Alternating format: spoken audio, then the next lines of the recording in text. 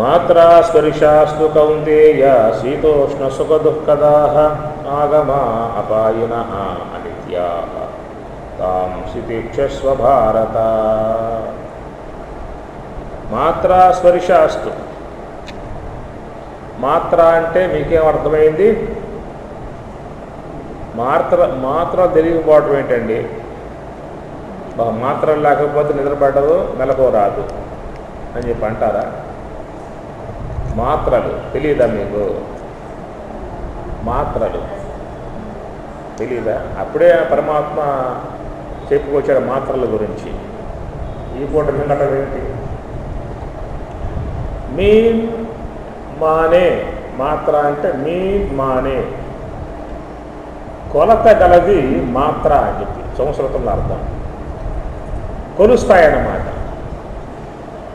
ఇప్పుడు షాపులో మీకు నూనె కొలిసి పోస్తారు, బియ్యం కొలిసి పోస్తారు, పప్పులు కూడా కొలిసి పోస్తారు. అంటే వాడి కొలత అన్నమాట. ఈ కొలత విధానం ఉన్నది ఇంద్రియాల యందు. అందువల్ల ఇంద్రియాలను మాత్రలు అంటారు. ఇంద్రియాలు అంటారు, మాత్రలు అంటారు. ఖమ్ అంటే ఖమ్ అన్న కూడా ఇంద్రియానికి అర్థం. ఖమ్ అంటే ఇంద్రియం, కానీ ఇంద్రియాని. సరే, అది సంస్కృత పదం. ఇక్కడ మాత్ర అంటే ఇంద్రియాలకే పేరు అన్నమాట, మాత్రలు అని చెప్పని.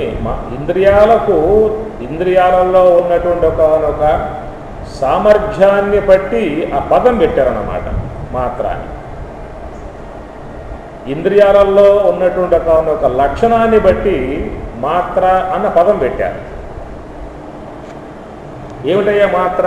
మీన్ మానే, కొలుస్తాయన్నమాట. ఇప్పుడు నీకు కాఫీ ఇచ్చారనుకో, మీ ఇంట్లో మీ కోడలు ఉందిగా, నీకు కాఫీ ఇస్తుంది, తాగుతా. ఏమ్మా కోడలా, చక్కెర తక్కువ వేసావు చెప్పి అనరు? ఎప్పుడు అనలేదా? మీరు ఎప్పుడు అనరు? తక్కువ వేసావు చక్కెర, ఎక్కువ వేసావు చక్కెర అంటలా కొలత కొలుస్తుంది అన్నమాట. ఒక పదార్థం నోట్లో వేసుకుంటే చూస్తారు. ఇప్పుడు అమ్మగారులు ఉన్నారు, కూరలు చేస్తూ ఉంటారు, ఉపకారాలు చూస్తానికి సోమవారం అయిపోతుంది. అప్పుడు కాలే కూర అయ్యా లోపల ఉప్పు తక్కువైందా, ఉప్పు ఎక్కువైందా, కారం తక్కువైందా, కారం ఎక్కువైందా చూస్తారు నోట్లో వేసుకొని. ఆ కొలిసే కొలత ఏది? ఇంద్రియం కొలుస్తుందన్నమాట ఆ యొక్క వాటిని. కనుక విషయాల యొక్క వాటి కొలతలను కొలుస్తూ ఉంటుంది. ఈ రసము అనేటువంటి పేరు, దాని యొక్క గుణం నాలుక విషయం అవుతుంది. కానీ దానికి రూపం ఉందా? రసానికి ఏమన్నా? జలానికి రూపం ఉందేమో కానీ జలం ఎట్లా ఉందయా? తెల్లగా ఉన్నది. జలానికి రూపం ఉన్నదేమో కానీ నేత్రేంద్రియం గోచరం అవుతుందేమో కానీ రసం గోచరం అవుతుంది నేత్రేంద్రియానికి, దాని రూపం లేదు. రసానికి రూపం లేకపోయినా దాన్ని చూస్తుంది నేత్రేంద్రియం, జిహ్వేంద్రియం దాన్ని చూస్తుంది. ఏం చూస్తుంది? తీపిగా ఉందా, పుల్లగా ఉందా, కారంగా ఉందా, వగరగా ఉందా, ఉప్పగా ఉందా చూస్తుంది. చూస్తాం. ఎట్లయితే ఒక దృశ్యాన్ని చూసి నల్లగా ఉందా, తెల్లగా ఉందా, ఎర్రగా ఉందా అని చెప్పి పంటల నేత్రం చూసి అట్లా రూపరహితమై ఉన్నప్పటికీ రసస్వరూపాన్ని జిహ్వ చూస్తుందన్నమాట. ఆ జిహ్వ నాలుకలో ఆ సామర్థ్యం పరమాత్మ పెట్టాడు. ఒకవేళ పోతే నువ్వు దాన్ని మళ్ళీ తెచ్చుకోవాలంటే ఎన్ని లక్షలు పెట్టాలి?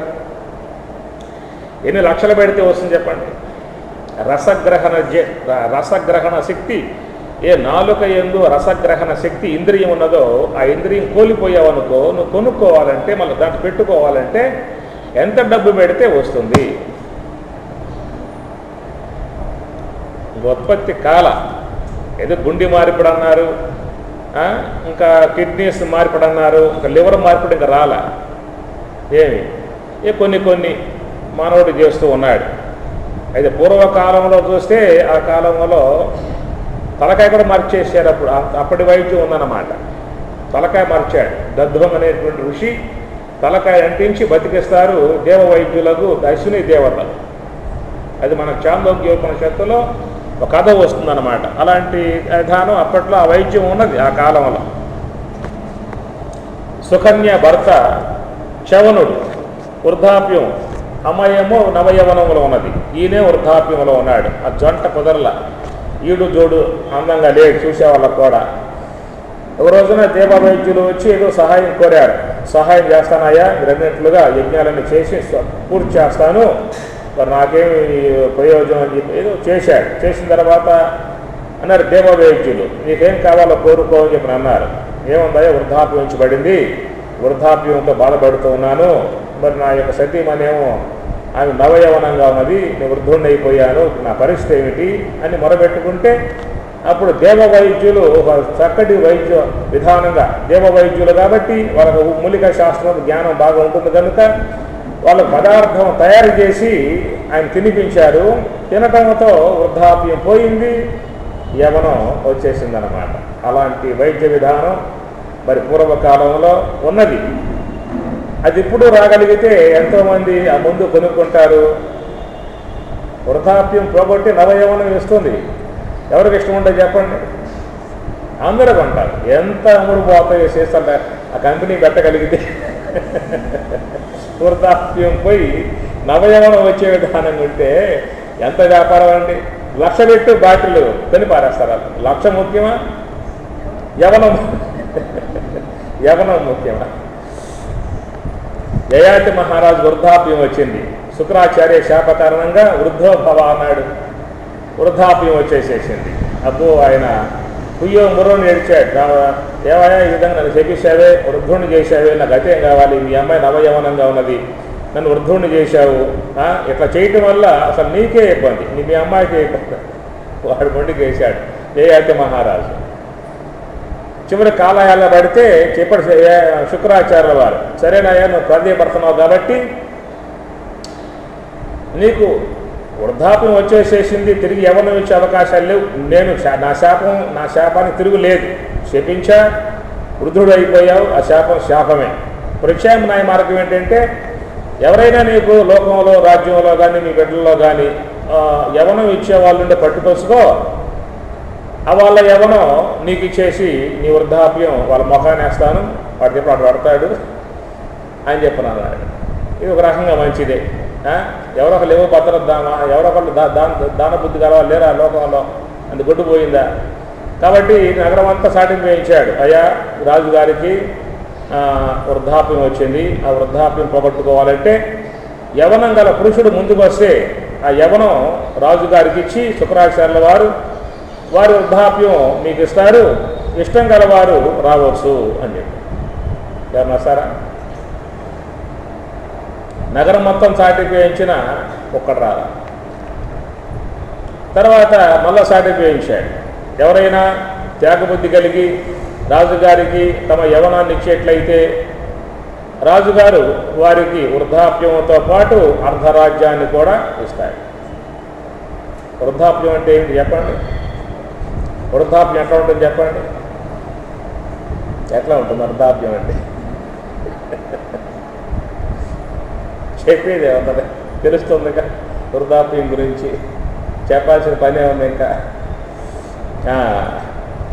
అర్ధరాజ్యాన్ని రాజుగారు ఇస్తాడు. ఎవరు ముందుకు రాలా. ఎందుకు రాలా? వృద్ధాప్యం ఇచ్చే, కళ్ళు పోయే, కాళ్ళు పోయే, చేతులు పోయే, తలకాయ పోయే, జుట్టు పోయే, బొండు పోయే, అన్నీ పోయాక అర్ధరాజ్యాన్ని చేంజ్ చేసుకోవాలి. ఒక అమ్మాయి చేయి చూపించారంట. చేయి చూస్తే ఆ జ్యోతిష్యుడు చెప్పాడు, అమ్మాయి చేతిలో ధనరేఖ ఆ మూల మొదలు, ఆ మూల నుంచి ఈ మూల దాకా ఉందాయా అని. ధనరేఖ, డబ్బు రేఖ ఆ మూల నుంచి ఈ మూల దాకా కట్టి లేకుండా ఉందన్నాడు. సంతోషం, బాగా ధనరేఖ బ్రహ్మాండంగా. మరి ఆయువు రేఖ అని చెప్పి అడిగారు. ఆయువు రేఖ లేదు. ధనరేఖ అయితేనేమో ఆ మూల నుంచి ఈ మూల దాకా ఉంది, ఆయువు రేఖ ఏమో ఉపయోగం, ఆయువు రేఖ లేకుండా. అట్లాగా వృద్ధాప్యాన్ని ఇచ్చి అర్ధరాజ్యాన్ని ఇస్తే ఏం చేసుకోవాలి వాడు? ఎవడు రాలి. అప్పుడు తన కుమారుల్నే పిలిచాడు. యదువుని అడిగాడు. యదువు పెద్దవాడు, పురూరుడు చిన్నవాడు. నాయనా నాకు ఇంకా విషయభోగేచ్ఛ పోలేదురా, నాకు యవనం కావాలి, నీ యవనం నాకు నా వృద్ధాప్యం నీకు ఇస్తా అని చెప్పనంటే యదువు పెద్దవాడు అంగీకరించాల. కాంతాహేయము దుర్వికారము దురాఖండోతి మిశ్రము. ఎందుకయ్యా వృద్ధాప్యం? కాంతాహేయము దుర్వికారము దురాఖండోతి మిశ్రము. ఖండూతి ఒకటే దురద. అది ఎవరు మెచ్చుకోరు, ఎవరు ముందుకు రారు, ఎవరు పక్కన కూర్చోరు, ఎవరు ఒకరు ప్రేమించరు. కాబట్టి నాకు అవి ఎవరో వద్దని చెప్పి అన్నాడు. దాంతో యాతి వాడు చెప్పించాడు, నీకు రాజ్యాధికారం లేకుండా పోగాకని చెప్పించాడు యదువుని. అందువల్ల కృష్ణుడు రాజ్యం ఎక్కల, కృష్ణుడు ఆ వంశంలో పుట్టాడు, యదు వంశంలో. కాబట్టి కృష్ణుడిని యాదవ అని చెప్పని అంటారు, యదునందన అని చెప్పి అంటారు కదా పురూరు. కాబట్టి ఇక్కడ ఏంటంటే ఈ దేహం అనేటువంటి యొక్క దానికి వృద్ధాప్యాధులు అనేటువంటి ఏర్పడతాయని చెప్పేసి అని ఏం చెప్పుకుంటూ ఉన్నా, విషయాలు అని చెప్పని, మాత్రలు అని చెప్పని. మాత్ర అంటే కొలిసేది, సమస్త విషయాలను కూడా కొలిసేటువంటి విధానం మాత్రల యందు ఉంటుంది. అట్లా జిహ్వేంద్రియములో ఉన్నటువంటి యొక్క ఆ శక్తి ఎలాంటిదయ్యా అని చెప్పనంటే రూపరహితమై ఉన్నప్పటికీ ఆ రసం యొక్క స్వరూపాన్ని చూస్తుంది. ఇది తీపిరా, ఇది పులుపురా, ఇది వగర్రా, చేదురా, తినమాకరా అని చెప్పి అంటుందన్నమాట. ఈ విధంగా ఈ యొక్క విషయాలని కొలవగలిగేటువంటి యొక్క తెలుసుకోవడమే కాదు, కొలవగలిగే సామర్థ్యం వాటిలో ఉందన్నమాట. కొలవగలిగే సామర్థ్యం ఇంద్రియాలకు ఉంది. కాబట్టి ఇంద్రియాలని ఆ స్వాభావికతను బట్టి మాత్ర అంటారు. మాత్ర స్పర్శాస్తు. స్పర్శలు అంటే విషయాలు. శబ్దం వచ్చి చెవిని తాకుతుంది, ఈ స్పర్శ వచ్చి దేహాన్ని తాకుతుంది, రసం వచ్చి జిహ్వను తాకుతుంది. అవి వచ్చి తాకంగా తెలియదు మనకి. ఎక్కడో పదార్థం ఉంది, ఇక్కడ నాలుగు ఉన్నది తెలుస్తుంది నీకేమన్నా, అది వచ్చి నోట్లో పడితే తెలుస్తుంది అన్నమాట. ఆ స్పర్శలు అన్నమాట. లోకంలో ఉన్నటువంటివన్నీ కూడా స్పర్శలే. ఆ విషయాలు వచ్చి ఇంద్రియాలను తాకుతాయి కాబట్టి వాటిని స్పర్శలు అని చెప్పి అంటారు. ఈ ప్రకారంగా మాత్ర స్పర్శాహ, మాత్రలు ఇంద్రియాలు, స్పర్శాహ విషయాలు. ఏం చేస్తూ ఉంటాయి? సుఖ దుఃఖదాహ, సుఖాలని దుఃఖాలని జీవునికి ప్రసాదిస్తూ ఉంటాయి ఎప్పుడూ కూడా. కాబట్టి సుఖ దుఃఖాలైనటువంటివి విషయాల ద్వారా వస్తూ ఉంటాయి. మాత్ర స్పర్శాస్తు కౌంతేయ శీతోష్ణ సుఖ దుఃఖ దాహ ఆగమాపాయిన అనిత్యా ఆగమ అపాయిన. అవి వస్తూ ఉంటాయి, పోతూ ఉంటాయి. ఎప్పుడూ కూడా సుఖ దుఃఖాలు శాశ్వతముగా ఉండేటువంటివి కావు. ఏ దుఃఖం వచ్చినప్పటికీ కూడా అది కొద్ది రోజులు ఉంటుంది, వెళ్ళిపోతుంది. అంటే ఎమ్మటెమ్మట వెళ్ళిపోయే ఉంటాయి. కొన్ని అయితే కొంచెం 2-3 రోజులు ఉండి వెళ్ళిపోయాయిగా ఉంటాయి. కొన్ని అయితే కొంచెం ఎక్కువ రోజులు కూడా ఉండి వెళ్ళిపోయాయిగా ఉంటాయి అన్నమాట. కొన్ని అయితే ఇంక ఎక్కువ రోజులు కూడా ఉంటాయి. ఒక ఇంటికి అల్లుడు వచ్చాడు, వాడికి ఆ అత్తగారు చక్కగా రోజు గారెలు అరిసెలు పకోడా బ్రహ్మాండంగా కోడలు తన కుమార్తెను బాగా చూసుకోవాలంటే మనం అల్లుడిని బాగా చూసుకుంటే వాడు కుమార్తెను బాగా చూసుకుంటారు కదా. ఇది అత్తగారి యొక్క ఉద్దేశం ఉంటుందన్నమాట. ఆమె చేసి పెడతా ఉన్నది. ఆమె సొమ్మేం పోయింది, తెచ్చి పడేస్తున్నాడు, వండి పెడతా ఉంది, వాడు తింటున్నాడు, తిరిగి వస్తున్నాడు, పడుకుంటున్నాడు, హాయిగా ఉన్నాడు అనుకున్నాడు. వాడు అత్తగారిలో బాగా శుభ్రంగా మనకు అడగంటే కమ్మకి అత్తగారు ఎంత బ్రహ్మాండంగా ఉండి పెడతామని తింటాం, పడుకోవటం, బాగా ఎక్కడికో పోయి రావడం, సినిమాలు చూసుకోవడం. ఈ విధంగా ఉంటే ఈ మామగారు తెచ్చిపడేలాగా వస్తున్నాడు. ఎప్పుడు కాబట ఏం తెచ్చిపడేస్తాడు, ఎన్ని తెచ్చిపడేస్తాడు. కాబట్టి వీడు పొమ్మందామా అంటే మర్యాద కాదు, అల్లుడు పొమ్మంటానికి వీలు లేదు. ఉండమందామా ఏడ తెచ్చి పెడతా, ఏడ అందులో ఏం చేశాడంటే గోడ మీద రాశాడు, ఎవరైనా బంధువు వస్తే 3 రాత్రుల కంటే ఎక్కువ ఉండటం మర్యాద లక్షణం కాదని చెప్పని ఒక గోడ మీద రాశాడు మామగారు. చెప్తే ధర్మం కాదని చెప్పి ఉద్దేశంతో వాడు గ్రహించుకుంటారులే మనం రాసి పెడితే అని చెప్పని రాసి పెట్టాడు గోడ మీద. ఏమని? ఎవరైనా వస్తే 3 రాత్రుల కంటే ఎక్కువ ఉండకూడదు, అది మర్యాద లక్షణం కాదని చెప్పి అన్నాడు. వీడు పొద్దున్న లేచాడు, చూస్తే గోడ మీద రాసి ఉన్నది. ఈ పన్నాగం అంతా మామగారు. ఇది అర్థమైంది వీడికి. కనుక ఎవరైనా బంధువు వస్తే ఇంటికి 3 రాత్రుల కంటే ఎక్కువ ఉండకూడదు, మర్యాద లక్షణం కాదు. ఏమిటా 3 రాత్రులు అంటే సంక్రాంతి, శివరాత్రి, నవరాత్రి. 3 రాత్రుల కంటే ఎక్కువ రోజు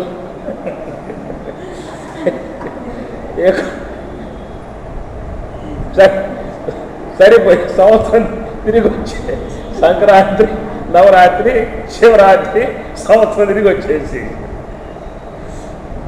అట్లాగా కొన్ని వ్యాధులు ఉన్నాయి చూసారా, ఆపో చెంది ఉంటాయన్న వాడు కొన్ని. దుఃఖాలు కొన్ని దుఃఖాలు అయితే అట్లా పట్టి పీడిస్తూ ఉంటాయి, కొన్ని దుఃఖాలు కొన్ని వచ్చిపోతూ ఉంటాయి. కాబట్టి సుఖ దుఃఖాలు అనేటువంటివి కూడా ఎప్పుడూ కూడా జీవుల్ని బాధించడం కారణం మరి అనేక జన్మల యొక్క సంస్కారాలు. మన పూర్వజన్మలలో కేవలం పాపాలు చేశామా అంటే పాపాలు చేయాల, పుణ్యాలు చేశామా అంటే పుణ్యాలు చేయాల. పాపాలు చేస్తూ ఉంటాం, పుణ్యాలు చేస్తూ ఉంటాం. కాబట్టి మానవులు ఎప్పుడూ కూడా ఒకరోజు నవ్వుతూ ఉంటారు, ఒకరోజు ఏడుస్తూ ఉంటారు. నవ్వు ఏడుపు రెండు కూడా జంటలుగా పోతూ ఉంటాయి. ఎందుకు పోతుంటాయి ఎట్లా అంటే మన పుణ్యాలు చేశాం, పాపాలు చేశాం. పుణ్యాల వల్ల ఆనందంగా ఉంటాం, పాపాల వల్ల దుఃఖాలు పొందుతూ ఉంటాం. ఈ రెండు కూడా జీవితంలో అనుగమిస్తూ పోతూ ఉంటాయి అని చెప్పి అన్నాడు. సుఖ దుఃఖదాహ సమదుఃఖ సుఖం ధీరం సోమృతత్వాయ కల్పతే. ఎవరైతే ఈ సుఖ దుఃఖముల పట్ల సమభావన కలిగి ఉంటారో అలాంటి వాడు సహా అమృతత్వాయ కల్పతే, అట్టివాడు అమృత ప్రాప్తిని పొందే అవకాశం ఏర్పడుతుంది. నాసతో విద్యతే భావో నాభావో విద్యతే సతః ఉభయోరపి దృష్టో అంతఃతో అనయోహో తత్వదర్శిభిః. ఇది కొంచెం అద్వైత సంబంధమై ఉన్నటువంటి యొక్క శ్లోకం అన్నమాట. నా అసతః లేని దానికి భావ ఉనికి నవిద్యతే లేదు, సతః ఉన్నదానికి అభావ నవిద్యతే, అభావ లేమి నవిద్యతే లేదు. నేను అర్థమైన మాటలు ఏమన్నా, నాసతో విద్యతే భావో నా భావో విద్యతే సతః. ఈ శ్లోకం నాసతో నా అసతః, నా అసతః, అసతః సతః అంటే ఉండుట, అసతః అంటే లేని. కాబట్టి విశ్వంలో సత్పదార్థం ఉన్నది, అసత్పదార్థం ఉన్నది. అసత్పదార్థము సత్పదార్థం, అసత్పదార్థము ఈ రెండింటికి మధ్యలో ఉన్నటువంటి యొక్క వస్తువునే మిథ్య అంటారు. ఏమిటయ్యా మిథ్య అంటే సదసద్ విలక్షణ వస్తువు మిథ్య అంటారు. నేను చెప్పాను మిథ్య అంటే సదసద్ విలక్షణ వస్తువు మిథ్య. సద్వస్తువు కంటే అసద్వస్తువు కంటే విలక్షణమై ఉండేది మిథ్య అంటారు. సద్వస్తువు అంటే ఎప్పటికీ ఉండేది. ఏదది అంటే బ్రహ్మము. బ్రహ్మం పరమాత్మ భగవంతుడు ఎప్పటికీ ఉంటాడు, ఎప్పటికీ ఉంటుంది కాబట్టి సద్వస్తువు అన్నారు. సదేవ సౌమ్య ఇదం అగ్ర ఆసీత్. ఓం తత్సత్. సత్ అనగా ఉండుట, ఎల్లప్పుడూ ఉండేటువంటి యొక్క ఆ పరమాత్మ సద్వస్తువు అయితే ఎప్పటికీ లేనటువంటి యొక్క దానిని ఏం పిలుస్తాం? అసత్తు అని చెప్పని అంటాం. ఎప్పటికీ లేదు, ఎప్పటికీ లేనిది అనేది ఒకటి చెప్పండి, ఒక పేరు చెప్పండి. గొడ్రాలి బిడ్డ అన్నారు. ఏదో శాస్త్రంలో కొన్ని మాటలు వాడారు వాళ్ళు దీని యొక్క విషయంలో. కుందేటి కొమ్ములు అన్నారు. కుందేటి కొమ్ములు, మనుష్య శృంగాలు, గగనార విందములు, గొడ్రాలి బిడ్డ. గొడ్రాలి బిడ్డ వాడున్నాడా? అనంగా బిడ్డుంటే గొడ్రాలుగా చెప్పంక. కాబట్టి కుందేటి కొమ్ములు ఉన్నాయా? ఏమండి ఇప్పుడు కలియుగంలో అయితే లేవండి, కృతయుగంలో ఏమన్నా ఉన్నాయో ఉంటే ఉండొచ్చేమో అంటారా? నాకు ఆ విషయం తెలియదు కాబట్టి ఒకవేళ కృతయుగంలో ఉన్నాయేమో, కలియుగంలో అయితే లేవు. డార్విన్ సిద్ధాంతం ఒకటి ఉంది. డార్విన్ సిద్ధాంతం వాడు పరిణామ సిద్ధాంతం వాడిదన్నమాట. ఏమిటయ్యే విశ్వం అని చెప్పనంటే పరిణామం. ఆ సూర్యగోళం రెండుగా విచ్ఛిన్నమయ్యింది. ఒక ముక్క బాగా వేగంగా వచ్చి ఇక్కడ ఆగింది. ఎక్కడ ఆగింది? మనం కూర్చున్న కాడ ఆగింది.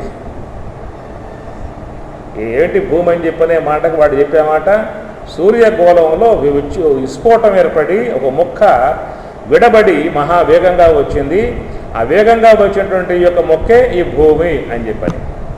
మరి అన్నప్పుడు ఇది మండల కదా అని చెప్పనంటే చల్లారింది, అది మండుతూ ఉంది, ఇది చల్లారిపోయింది భూగడ్డ. అనగా ఇది సూర్యుని యొక్క మొక్కే. ఒకప్పుడు ఇది మండుతూ ఉన్నది, మండి చల్లారింది.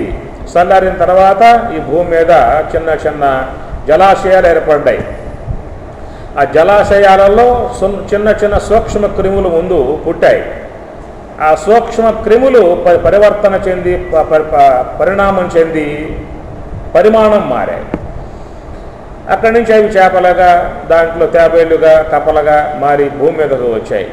మళ్ళీ పరిమాణం చెంది అక్కడి నుంచి కుందేలుగా, లేడులుగా, అవే మళ్ళీ కుక్కలుగా, నకలగా, గాడిదలుగా, గోవులుగా, ఏనుగులుగా, ఇట్లా మారి మారి కోతులుగా ఇక్కడ దాకా వచ్చాయి. ఆ తర్వాత ఈ కోతి అనేటువంటి దాని యొక్క ఆకారంలో మూతి లోపలికి పోయి తోకలు ముడుచుకుపోయి మనుషులయ్యారు. ఇది వాడి సిద్ధాంతం. ఏమిటయ్యా మానవుడు అని చెప్పనంటే వాడు చెప్పే విధానం, కోతి నుంచి పుట్టాడు మానవుడు, పాట కూడా ఉందన్నమాట. అది ఇది డార్విన్ సిద్ధాంతంలో వాళ్ళు చెప్పుకొస్తూ ఉంటారు. ఇట్లా మార్పు చెంది అయిందని చెప్పేసి అని. అదేమి కూడా అది హేతుబద్ధంగా అందేటువంటి యొక్క వ్యవహారం కాదు. అది దాన్ని విమర్శిస్తే మిగిలేటువంటి యొక్క సిద్ధాంతం కూడా అక్కడ కాదన్నమాట. అందుచేత సదసద్ది విలక్షణ వస్తువులు అసద్దు వస్తువు అనగా ఏమిటయ్యా అని చెప్పనంటే కుందేటు కొమ్ము. అయ్యా కలియుగంలో లేదు, కృతయుగంలో ఉన్నదేమో అంటానికి వీలు లేదు. ఏ యుగంలో లేకుండా ఉంటేనే అసత్ అని చెప్పని అంటాం. ఒక యుగంలో ఉండి ఒక యుగంలో లేకపోతే దాన్ని మిథ్య అంటాం. ఒకప్పుడు రావణ బ్రహ్మ ఉన్నాడా లేడా? ఉన్నాడు. పురాణం బోధిస్తున్నది. లంకలో నివాసంగా ఉండేవాడని చెప్పని చెబుతూ ఉన్నది. ఒకప్పుడు ఉన్నాడండి, ఇప్పుడు ఉన్నాడా? ఇప్పుడు లేడు. దాన్ని ఏమంటారు? మిథ్యా పదార్థం. ఒకప్పుడు రావణ బ్రహ్మ ఉన్నాడు, ఇప్పుడు లేడు. ఒక కాలంలో ఉన్నాడు, ఒక కాలంలో లేడు. దాన్ని మిథ్యా అంటారు. అన్ని కాలాల్లో ఉండేదైతే సత్య వస్తువు అని చెప్పని అంటారు. ఏ కాలములోనూ బొత్తిగా ఏ పదార్థం అయితే ఉనికియే లేదో దానిని అసద్దు వస్తువు అని చెప్పని అంటారు. అందుచేత సదసద్ది విలక్షణ వస్తువు మిథ్యా అని చెప్పని ఈ మిథ్యావాదం శంకరాచార్యుల వారిది. మిథ్యావాదం శంకరాచార్యుల వారిది. అజాతవాదం గౌడపాదాచార్యుల వారిది. గౌడపాదాచార్యుల వారి ఆయనకు వాదన ఉన్నది. గౌడపాదాచార్యుల వారిది కారికలు, మాండూక్య కారికలు. వాటిల్లో అద్భుతంగా ఆయన 250 కారికలు రాశాడు. 12 మంత్రాలకి మాండూక్య కారికలు అని చెప్పేసి అని. గౌడపాదాచార్యుల వారి యొక్క వాదన ఏంటంటే అజాతవాదము. అజాతం అని చెప్పనంటే ఎప్పటికీ సృష్టియే లేదు, ఎప్పటికీ లేదు. భగవంతుడు ఎప్పటికీ ఉన్నాడు, జగత్ అనేది ఎప్పటికీ లేనే లేదు. ఇది ఆయన వాదన. అదనమాట అద్వైత విధానాలకు పోతే మనకు చాలా వరకు అదే భావన గోచరిస్తుంది. ఒక శ్లోకం కూడా మనకి దాదాపు అదే గౌడపాదాచార్యుల వారి యొక్క భావన యొక్క అనుగుణ్యంగా అర్థాన్ని బోధించేదిగా ఈ శ్లోకం ఉన్నది. ఎక్కడ నాసతో విద్యతే భావో నా భావో విద్యతే సతః. లేని దానికి ఉనికి లేదు, ఉన్నదానికి లేమి లేదు. అనయోహో ఉభయోహో, ఈ రెండింటి యొక్క విషయం తత్వదర్శిభి, బ్రహ్మవేత్తలు దానిని దర్శించారు. అది తత్వదర్శిభి, తత్వ వక్తభి. తత్వం యొక్క విషయాన్ని చెప్పేటువంటి వాళ్ళ లోకంలో ఎక్కువ శాతం ఉంటారు. తత్వాన్ని దర్శించిన వాళ్ళు తక్కువ శాతం ఉంటారు. తత్వ వక్త బిహి, తత్వ దర్శి బిహి అన్నమాట. బిహి అంటే తృతీయ భక్తి ఏకవచనం, బహువచనం. అది తత్వవేత్తలు. అందుచేత దర్శిభి, దర్శించేటువంటి యొక్క విధానం సామాన్య అంశము కాదు. అదెంతో ప్రయాసతో ప్రయాణముతో కూడి ఉంటుంది. మనం శాస్త్రం బహునా శృతేన నమేధయ నా బహునా శృతేన కఠోపనిషత్తులో స్పష్టంగా చెప్పేస్తాడు. నా బహునా శృతేన నమేధయ, మేధస్సు చేత బహునా అనేక శాస్త్రములు అధ్యయనం చేయటం వల్ల నీకు ఆ యొక్క తత్వం యొక్క విషయం గోచరించే అవకాశమే. అవగాహనకు వచ్చేదే కానీ అనుభూతికి వచ్చేది కాదని చెప్పని అంటాడు. తం దుర్దర్శం గూఢం అనుప్రవిష్టం గుహాహితం గహ్వరిష్టం పురాణం అంటుంది కఠోపనిషత్తు. తం దుర్దర్శం, తం ఆ బ్రహ్మము, దుర్దర్శం దర్శించుటకు అంత తేలికగా లేదు అన్నాడు. దుర్దర్శం, గూఢం, గూఢం అంటే చాలా లోతైనటువంటి యొక్క దాంట్లో దాగి ఉన్నటువంటిది. గూఢం, నిగూఢముగా ఉన్నది. అనుప్రవిష్టం గుహాహితం, అనుప్రవిష్టం ప్రవేశించడానికి చాలా సంకులమై ఉన్నది. గహ్వరేష్టం, గహ్వరము అంటే అంత తేలికగా తెలియబడేటువంటిదిగా కాదు అని చెప్పని. ఇన్ని మాటలు ఆయన ఎందుకు వాడటం కారణము అని చెప్పానంటే అది నీ లోపల ఉన్నది కాబట్టి ఆయన చెప్పే మాట ఎక్కడుంది? నీ లోపల ఉన్నది. సర్వస్య అంతరః సర్వస్య బాహ్యతః అని మన ఈశావాస్యంలో కొన్ని మంత్రాలు వస్తాయి. సర్వస్య బాహ్యతః సర్వస్య అంతరః, అది బాహ్యములోనూ ఉన్నది అంతరములోనూ ఉన్నది, రెండు మాటలు వాడతాడు. ఈ బయట విశ్వమంతా వ్యాపకమై ఉన్నది, నీ లోపల వ్యాపకమై ఉన్నది. కనుక బయట ఉన్న బ్రహ్మాన్ని తెలుసుకుంటావా, లోన ఉన్న బ్రహ్మాన్ని తెలుసుకుంటావా అన్న విషయం వచ్చినప్పుడు మనకి ఏ విషయం గోచరిస్తుంది? బ్రహ్మము సర్వస్య బాహ్యతః సర్వస్య అంతరః, అది బయట ఉంది లోపల ఉన్నది. కాబట్టి ఆ బ్రహ్మము బయట ఉంది లోపల ఉన్నది కాబట్టి ఆ బ్రహ్మమును తెలుసుకునేటువంటి యొక్క భావన నీకు ఉన్నది కాబట్టి ఆ భావన ఉన్నటువంటి యొక్క నీవు బయట ఉన్నటువంటి బ్రహ్మాన్ని తెలుసుకుంటావా, లోన ఉన్న బ్రహ్మాన్ని తెలుసుకుంటావా?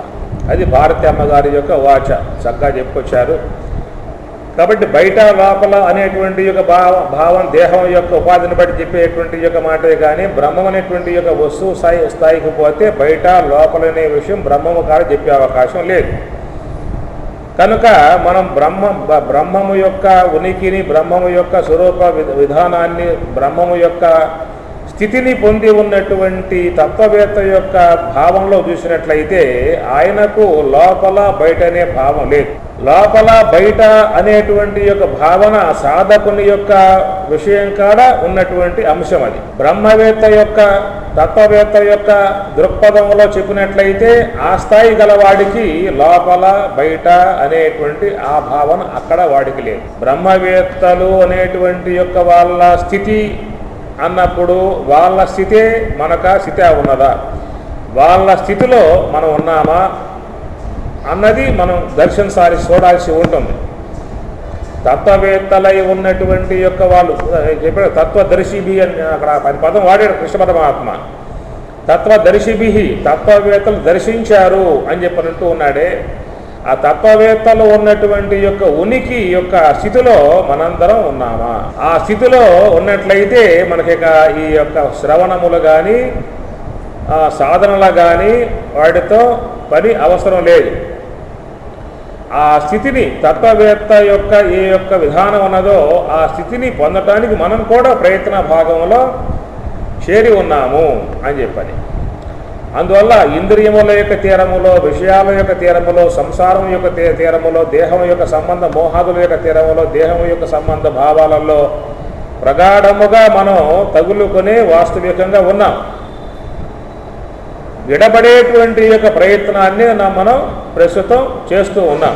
దానికోసంగానే ఆత్మవారే ద్రష్టవ్య, శ్రోతవ్య, మంతవ్య, నిధిధ్యాసితవ్య. అరే మైత్రేయిక వినాలి, శ్రవణం చేయాలి, మననం చేయాలి, ధ్యానం చేయాలి. శ్రవణము, మననము, నిధిధ్యాసన, తత్వపదార్థ శోధనము, వాసన చేయము, మనోనాశనము, యమ నియమ ఆసన ప్రాణాయామ ప్రత్యాహార ధారణ ధ్యాన సమాధులు ఇవన్నీ కూడా ధరించి ఉన్నటువంటి ఒక తత్వవేత్తను ఉద్దేశించి చెప్పేటువంటి యొక్క మాటలుగా ఉన్నాయా, సామాన్య స్థాయిలో ఉన్నటువంటి వాళ్ళని ఉద్దేశించి చెప్పేటువంటి మాటలుగా ఉన్నాయా? సామాన్య స్థాయిలో దుఃఖ సాగరంలో దేహ సంబంధ మోహాదులలో విషయాలలో మునిగి ఉన్నటువంటి విధానం జీవుల యందు ఉన్నది. కాబట్టి అలాంటి యొక్క వాళ్ళ దృక్పథమును అనుసరించి చెప్పేటువంటి యొక్క మాటలే ఎక్కువగా మన శాస్త్రాల్లో గోచరిస్తాయి. దాన్ని ఉద్దేశించే ఈశావాస్యంలో సర్వస్యాస్య బాహ్యతః సర్వస్యాస్య అంతరః అన్న పదాలు వాడేటువంటి యొక్క విధానం తత్వవేత్తను దృష్టిలో పెట్టుకుని చెబుతున్న మాటలు కావు. సామాన్య మానవుల యొక్క అజ్ఞానంలో మునిగి, దేహ వ్యామోహాల్లో మునిగి, సంసార వ్యామోహాల్లో మునిగి, ఈ భవసాగరంలో మునిగి, దుఃఖాలలో మునిగి ఉన్నటువంటి యొక్క వాళ్ళను ఉద్ధారకం చేయటానికి చెప్పేటువంటి యొక్క మాటలు ఉద్ధారకం కావలసి ఉన్నది. దేహం ధరించాం, దేహం వచ్చింది, దేహంతో అవస్థలు పడుతూ ఉన్నాం. కాబట్టి ఈ దేహాలు మళ్ళా వచ్చే విధానం ఉన్నది. కారణం ఏమిటి? లోన ఉన్న కర్మలు. ఇప్పుడు దేహం వచ్చింది, దేహం ధరించావు. ఈ దేహము ద్వారా సుఖమో దుఃఖమో లాభమో నష్టమో జయమో వేదనో రోగాలు దుఃఖాలు అలమటిస్తూ ఉన్నావు. ఎంత బ్రహ్మము అహం బ్రహ్మ అని చెప్పి అనుకున్నా కూడా ఈ బాధ పోవుకప్పుడు, ఈ బాధల పోవుక. అందుచేత లోన ఉన్నటువంటి యొక్క సత్యస్వరూపం వాస్తవమే, అందరూ బ్రహ్మమే అని చెప్పనేటువంటి యొక్క మాట సకల శాస్త్రాలు బోధిస్తూనే ఉన్నాయి. కానీ ప్రస్తుతము ఈ దేహధారులై దేహమును ధరించి దేహ సంబంధ భావాలతో మునిగి ఉన్నటువంటి యొక్క వాళ్లకు ఈ దేహం అనేటువంటి యొక్క జన్మ అనేది ఒకటి ఏర్పడింది. ఆ దేహముతో సంబంధం పడి దుఃఖాలు పొందుతూ ఉన్నారు. ఈ దుఃఖం, ఈ దేహం కాస్త పోయిందా అని చెప్పనంటే మళ్ళా దేహాలు రాకుండా ఉండే విధానం ఉన్నదా? ఈ దేహం కొద్ది కాలం ఉంటుంది. ఈ దేహం పోగానే మనకు మళ్ళా ఈ దేహాలు రాకుండా ఉండేటువంటి విధానం ఉన్నదా? ప్రస్తుత కాలంలో అయితే లేదు. తత్వజ్ఞానాన్ని నువ్వు పొందగలిగితే, తత్వానుభూతిని పొందగలిగితే రాకుండా ఉంటాయని చెప్పి అంటూ ఉన్నారు. అంతేనా? ఈ దేహం పోయాక మళ్ళీ దేహం ఏడుందండి, దేహం ఎందుకు వస్తుంది ఇంకా అనేటువంటి యొక్క వాదన లోకంలో ఉన్నది. దాన్ని చార్వాకవాదం అన్నారు. చార్వాకులు అంటే నాస్తికులు ఉన్నారు. నాస్తికులు ఏమంటారు? ఏడుందాయా కర్మ, ఇంకేడ ఏమి లేవు, కర్మలు లేవు, పుణ్యం లేదు, పాపం లేదు, మళ్ళా జన్మలు లేవు, ఏమీ లేవు. ఈ జన్మేదో వచ్చింది, అనుభవిస్తాము. దేహం కాస్త పోతుంది, గాలిలో, అగ్నిలో, వాయువులో చేరిపోతుంది. మరలా జన్మించేదే ఉండదు అనగా ఈ దేహం పోయాక ఈ దేహం రాదు, జన్మ రాదు అనేటువంటి యొక్క వాదన వాళ్ళ చార్వాకవాదంలో, ఒక నాస్తిక వాదంలో ఒకటి ఉన్నది. వాళ్ళది ప్రత్యక్ష ప్రమాణమే. వేదాంతంలో 6 ప్రమాణాలు ఉంటాయి. యోగ శాస్త్రకారులు 3 చెప్పాడు. తత్ర ప్రమాణాన్ని ప్రత్యక్ష అనుమాన ఆగమ అని చెప్పని అంటాడు. వేదాంతులు ప్రత్యక్ష ప్రమాణము, అనుమాన ప్రమాణము, శబ్ద ప్రమాణము, అర్థాపత్తి ప్రమాణము, అనుపలబ్ధి ప్రమాణం, ఉపపత్తి ప్రమాణం 6 చెప్పిన ప్రమాణాలు. అదే నాస్తికులైతే ఒకే ప్రమాణం, ప్రత్యక్ష ప్రమాణం. ఇంకేం లేదే. శాస్త్ర ప్రామాణికము మాకు అవసరం, అనుమాన ప్రమాణం అది మాకెందుకు, ప్రత్యక్షంగా గోచరిస్తేనే, ప్రత్యక్ష అనుభవం అయితేనే మేము దాన్ని విశ్వసిస్తాము, నమ్ముతామని చెప్పినటువంటిది వాళ్ళ వాదన ఒకటి లోకంలో ఉన్నది. అందుచేత ఈ దేహం పోయాక దేహం రాదు అని చెప్పి అంటూ ఉన్నారు. ఇప్పుడు మనం కూడా అదే మాట వాడతామా? దేహం పోయాక ఇంకో దేహం రాదు అంటామా? అంటాం. ఎవరికంటాము? తత్వవేత్తలు, జ్ఞానుల యొక్క విషయంలో ఆ మాట వాడబడుతుంది. అంతేనా? జ్ఞానుల యొక్క విషయంలో వాళ్ళు తిరిగి మరలా ఈ లోకానికి మరలా వాళ్ళు రారు అని చెప్పనేటువంటి విధానం తత్వానుభవాన్ని. కాబట్టి జన్మకు కారణం ఏమిటయా అని చెప్పారంటే అజ్ఞానము. అజ్ఞానం లోపల ఉన్నది అని చెప్పేశారు. జన్మ కారణం ఏంటయ్యా అని చెప్పనంటే కర్మవాసనలు, అవి సూక్ష్మ దేహంలో ఉన్నాయి. అజ్ఞానము, కర్మవాసనలు. అజ్ఞానం అనేది జన్మకు కారణమై ఉంటుంది. కర్మవాసనలేమో ఆ జన్మ వీడికి ఎలాంటి దేహాన్ని ఇవ్వాలి వీడికి, అది కర్మవాసనల యొక్క విధానం. కాబట్టి అజ్ఞానం అనేటువంటిదేమో జన్మ కారణం. ఆ వచ్చేటువంటి యొక్క జన్మ ఎలాంటి జన్మ వీడికి ఇవ్వాలి, ఎక్కడ పుట్టింపజేయాలి, ఏ విధంగా పుట్టింపజేయాలి అనేటువంటి యొక్క నియంత్రణ ఏమో కర్మవాసనలు అన్నమాట. కాబట్టి పుణ్య విశేషముగా ఉంటేనేమో ఉత్తమ దేహాలు, ఉత్తమ భోగాలు లాంటి విధానాల్లో అది పుట్టింపజేస్తుంది.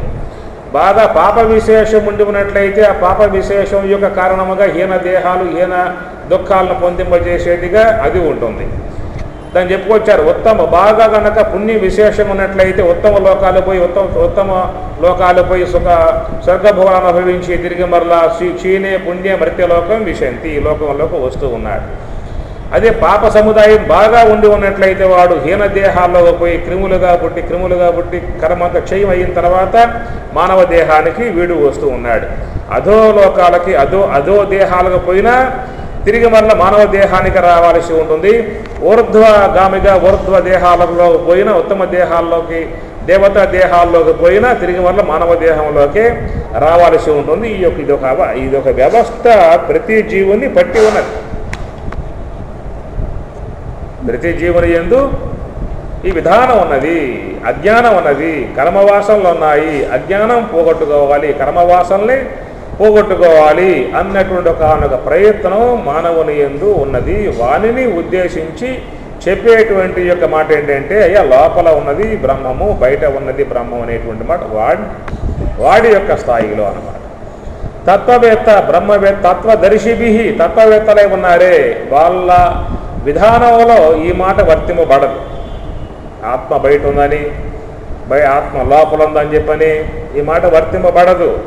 మీరు గమనించండి, కావాలంటే మనకి 9వ అధ్యాయంలో నేను చెప్పే మేము మొన్న చెప్పే శ్లోకాల్లో మయా తతం ఇదం సర్వం జగత్తు అవ్యక్తమూర్తిన, మయా నా చేత ఇదం జగత్తు అంతా కూడా తతం వ్యాప్తమై ఉన్నది, నా వల్ల వ్యాప్తమయ్యింది, నా యొక్క ఆధారంతో ఉన్నది అనేటువంటి యొక్క మాటలు వాడటం జరిగింది. ఎవరిని ఉద్దేశించి? సామాన్య మానవుని ఉద్దేశించి చెప్పిన మాట అన్నమాట. అది నచమత్త స్థాని భూతాని, నా యందు జగత్ అనేది లేదు అన్నాడు. అది ఎవరిది? ఆ తత్వవేత్తల యొక్క ఉనికి యొక్క భావాన్ని నుంచి వచ్చినటువంటి యొక్క మాట అన్నమాట. రెండు ఉంటాయి ఇక్కడ.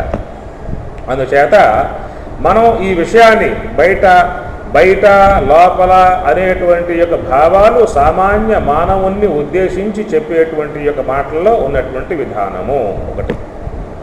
భారతమ్మ గారి మాట తప్పు కాదు. ఆ తత్వవేత్తల యొక్క భావానికి చెంది ఉన్నటువంటి ఊర్ధ్వ అనగా ఉన్నతమై ఉన్నటువంటి ఒక యోగ సమాధిని, పరిపూర్ణ భావాన్ని ఏషా బ్రాహ్మీ స్థితి పార్థ, ఆ ఉనికిలో ఉన్నటువంటి వాడు చెప్పేటువంటి యొక్క మాటలు అమ్మగారు చెప్పుకొచ్చారు. ఇక్కడ మన పరిధిలో మనం మాట్లాడాల్సి వస్తుంది కాబట్టి సర్వస్యాస్య బాధ్యత, బయట ఉంది లోపల ఉన్నది. ఎందువల్ల అని చెప్పినంటే మనం అజ్ఞాన సంబంధంతో కలిగి ఉన్నాం, కర్మవాసనలతో సంబంధం పడి ఉన్నాం, జన్మల పరంపరలో ప్రస్తుతం మునిగి ఉన్నాం, విషయాలతో తగులుకొని ఉన్నాం, ఇంద్రియాలకు లోబడి ఉన్నాం, మనసుకు లోబడి ఉన్నాం, అజ్ఞానానికి లోబడి ఉన్నాం. కాబట్టి ఇక్కడ ఈ విధంగా ఉన్నటువంటి వారు తత్వస్వరూప అనుభవాన్ని సంపాదించుకోవాల్సి ఉంటుంది. వీళ్ళు ఈ మాట వాళ్ళకు కాదు, తత్వస్వరూప అనుభవాన్ని సంపాదించుకోవాల్సి ఉంటుందనేటువంటి యొక్క మాట సాధకుల యొక్క సంబంధించి ఉన్నటువంటి యొక్క మాట. కాబట్టి అందువల్ల ఎట్లా అజ్ఞానం పోతుంది, ఎట్లా కర్మవాసనలు పోతాయి, ఎట్లా జన్మరాహిత్యం ఏర్పడుతుంది అన్నటువంటి విషయంలో తత్వానుభవాన్ని పొందినట్లయితే జన్మరాహిత్యం ఏర్పడుతుంది అనేది ఉపనిషత్తుల యొక్క మాట అన్నమాట. పరాంచిఖాని యత్రణత్వ స్వయంభూ తస్మాత్ పరాత్ పశ్యతిన అంతరాత్మన్ కశ్చిద్ధీర పృచగాత్మానం ఐచ్ఛత్ ఆవృత్త చక్షు అమృతత్వం ఇచ్చనని చెప్పని కూడా కఠోపనిషత్తులో చెప్పటం జరుగుతుంది. కాబట్టి ఇక్కడ మనం పరమార్థ జ్ఞానాన్ని, పరమాత్మ అనుభూతిని, బ్రహ్మైక్య స్థితిని సంపాదించుకోవాలి అని చెప్పన్నట్లయితే భగవంతుడు బ్రహ్మము సర్వస్యాస్య బాహ్యత సర్వస్యాస్య అంతరః, లోపల బయట బ్రహ్మము ఉన్నది. ఆ ఉన్నటువంటి యొక్క బ్రహ్మమును తెలుసుకోవాలయ్యను అని చెప్పనే భావన ఉన్నట్లయితే మనం బయట తెలుసుకోవలసి ఉంటుందా, లోపల తెలుసుకోవలసి ఉంటుందా అనేది ప్రశ్న. తెలుసుకున్నారు వాళ్ళు, దర్శించారు వాళ్ళు, వాళ్ళ విషయం అవసరం లేదు. వాడు గట్టెక్కాడు, మనకు వాడి విషయం అవసరం లేదు. ఇప్పుడు గట్టెక్కాల్సిన జీవులు కొన్ని ఉన్నాయి. అయ్యా బ్రహ్మం అనేది అంతటా వ్యాపకమై ఉన్నది. ఆ ఉన్న బ్రహ్మము నీకు ఈ మాటలో 3వ అధ్యాయంలో పరమాత్మ చాలా చక్కగా ఇస్తాడు. 3వ అధ్యాయంలో ఇస్తాడనమాట కర్మయోగంలో. తస్మాత్ సర్వగతం బ్రహ్మ అన్నాడు. తస్మాత్ ఆ కారణం చేత సర్వగతం బ్రహ్మ అంతటా వ్యాపకమై ఉన్నది అన్నాడు. అయితే నిత్యం యజ్ఞే ప్రతిష్ఠితం అంటాడు ఒక పదం. నిత్యం ఎల్లప్పుడూ యజ్ఞే ప్రతిష్ఠితం, యజ్ఞమునందు ప్రతిష్ఠిత అయి ఉన్నదయ్యా అని చెప్పిన అన్నాడు. ఎందుకు ఆ మాట ఆయన వాడటం కారణం? తస్మాత్ సర్వగతం బ్రహ్మ అంతటా వ్యాపకమై ఉన్నది అని ఒక మాట అంటే అయిపోయేది కదా. అంతటా ఉన్నది అనే మాట సకల శాస్త్రాలు బోధిస్తూనే ఉన్నాయి. మరి అంతటా వ్యాపకమై ఉన్నది అనే మాట చెప్పేస్తే అయిపోయేది. ఇంకా కొంచెం పొడిగించి నిత్యం ఎల్లప్పుడూ యజ్ఞమునందు ప్రతిష్ఠితం ప్రతిష్ఠిత అయి ఉన్నది, ఆ సర్వవ్యాపకమై ఉన్నటువంటి యొక్క బ్రహ్మము యజ్ఞమునందు ప్రతిష్ఠిత అయి ఉన్నది అని అన్నాడు. ఎందుకు ఆ మాటలు ఆయన వాడటం కారణం? అసలు ఆయనక చెప్పేయడానికి స్థిమితం లేదా? వినే వాళ్ళకి నిలకడ లేదా? తస్మాత్ అన్నాత్ భవంతి భూతాని పర్జన్యాద్ అన్న సంభవ యజ్ఞాత్ భవతి పర్జన్య యజ్ఞ కర్మోద్భవ కర్మ బ్రహ్మోద్భవం విద్ధి యస్మాక్షర బ్రహ్మాక్షర. ఇది చాలా గొప్ప అర్థం గల శ్లోకం. దీన్ని మొత్తం చెప్తే మీరు ఆనందపడతారు. చాలా అంతరార్థంగా వచ్చేటువంటి యొక్క శ్లోకం. అంటే బాహ్యార్థంగా చెప్తే అదొక విధానంగా ఉంటుంది, దానికి బాహ్యం ఉంటుంది, అర్థం అంతరార్థం ఉంటుంది అనుకోండి. అంతరార్థంలో మీకు పోతే దాని యొక్క అర్థం పూర్ణ అర్థం మీకు చాలా మనసుకు ఆనందం కలిగజేసేటువంటి యొక్క అర్థం దాంట్లో ఉన్నది. అంత లెక్క మనం ఇప్పుడు పోయే సావకాశం టైం లేదు. దాంట్లో లాస్ట్లో చెప్పిన పడతాం ఏంటి? తస్మాత్ సర్వగతం, అంతటా వ్యాపకమై ఉన్నది. అట్టి ఆ బ్రహ్మము నిత్యం ఎల్లప్పుడూ కూడా, నిత్యం ఎల్లప్పుడూ యజ్ఞ ప్రతిష్ఠితం, యజ్ఞే ప్రతిష్ఠితం. ఈ మాట మీకు ఏమైనా అర్థమవుతుందా? అంటే అర్థం ఏంటంటే బ్రహ్మ పదార్థము అంతటా వ్యాపకమై ఉన్నది అనేటువంటి యొక్క మాట శాస్త్ర ప్రామాణికం. కలడంబోది కలండు గాలి కలడాకాశంబునన్ కుంభినిన్ కలడగ్నిశలం తద్యోత చంద్రాత్మలం కలడోంకారమునన్ త్రిమూర్తుల త్రిలింగ వ్యక్తులందంతటన్ కలడీశుండు కలండు తండ్రి. భాగవతంలో చెప్పే మాట కలడు. ఆకాశంలో ఉన్నాడు, వాయువు ఉన్నాడు, అగ్నిలో ఉన్నాడు, జలములో ఉన్నాడు, దిక్కులలో ఉన్నాడు. ఈ విధంగా ప్రహ్లాదుడు చెప్పుకొచ్చిన మాట ఇక్కడ చెప్పింది కూడా. ఉన్నాడు, అంతటా వ్యాపకమై ఉన్నాడు. అయితే నిత్యం యజ్ఞే ప్రతిష్ఠితం. ఇక్కడ యజ్ఞము అని చెప్పనంటే రెండు ఉన్నాయి. బహిర్యాగము, అంతర్యాగము. బహిర్యజ్ఞము, అంతర్యజ్ఞము. శ్రేయాన్ ద్రవ్యమయాత్ యజ్ఞాత్ జ్ఞానయజ్ఞ పరంతప. అర్జున, ద్రవ్యమయాత్ ద్రవ్యముతో చేయబడేటువంటి యొక్క యజ్ఞముల కంటే జ్ఞానయజ్ఞము శ్రేష్టము అంటాడు. ఎందువల్ల అంటే సర్వం కర్మ అఖిలం పార్థ, సమస్త కర్మరాశి అంతా కూడా తొలగింపజేయబడుతుంది.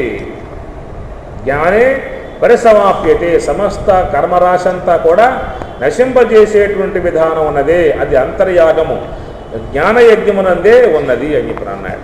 ఇది చాలా గొప్పగా 3వ అధ్యాయంలో చెప్పేటువంటి యొక్క అంశములు చాలా గొప్పగా ఉండేటువంటి అంశాలు.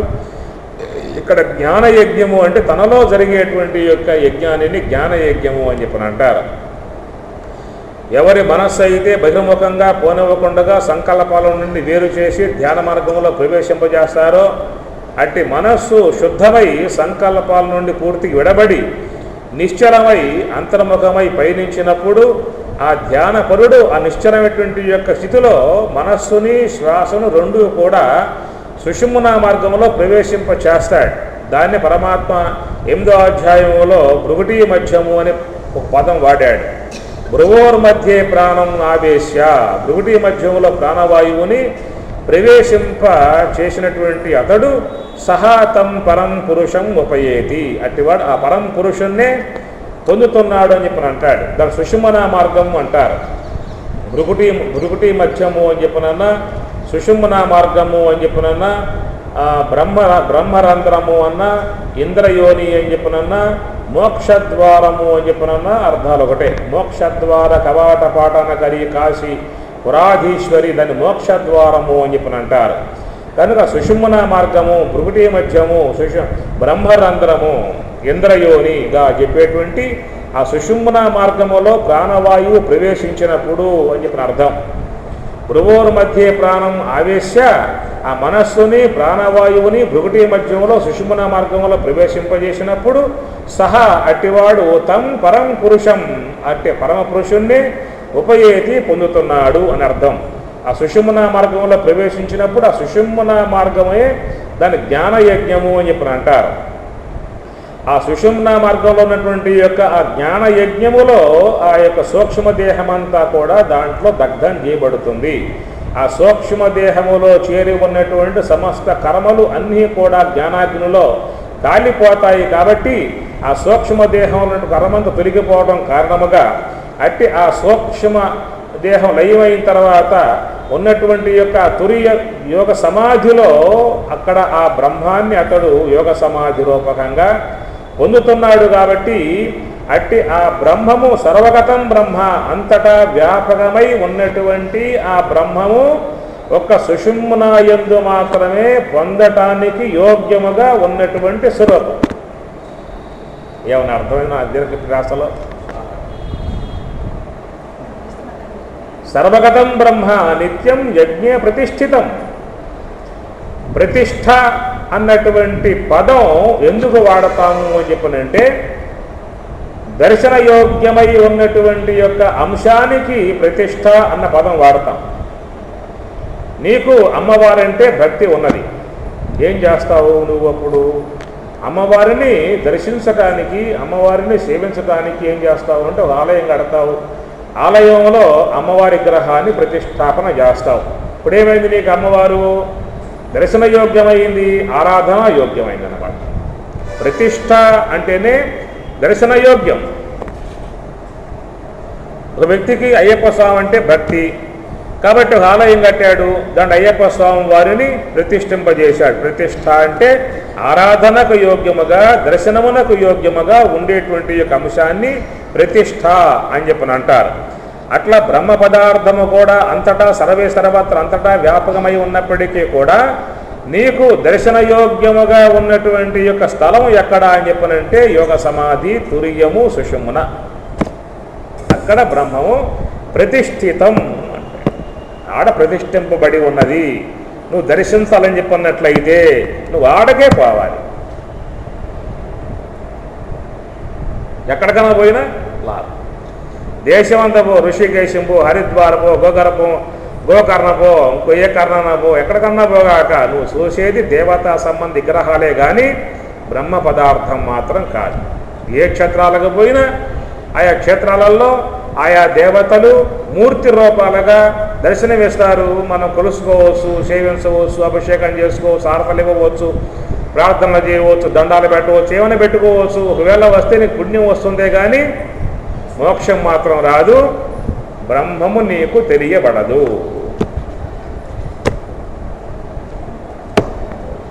ఏమన్నా ఇంకా ఉంద విషయము? సర్వగతం బ్రహ్మ నిత్యం యజ్ఞే ప్రతిష్ఠితం.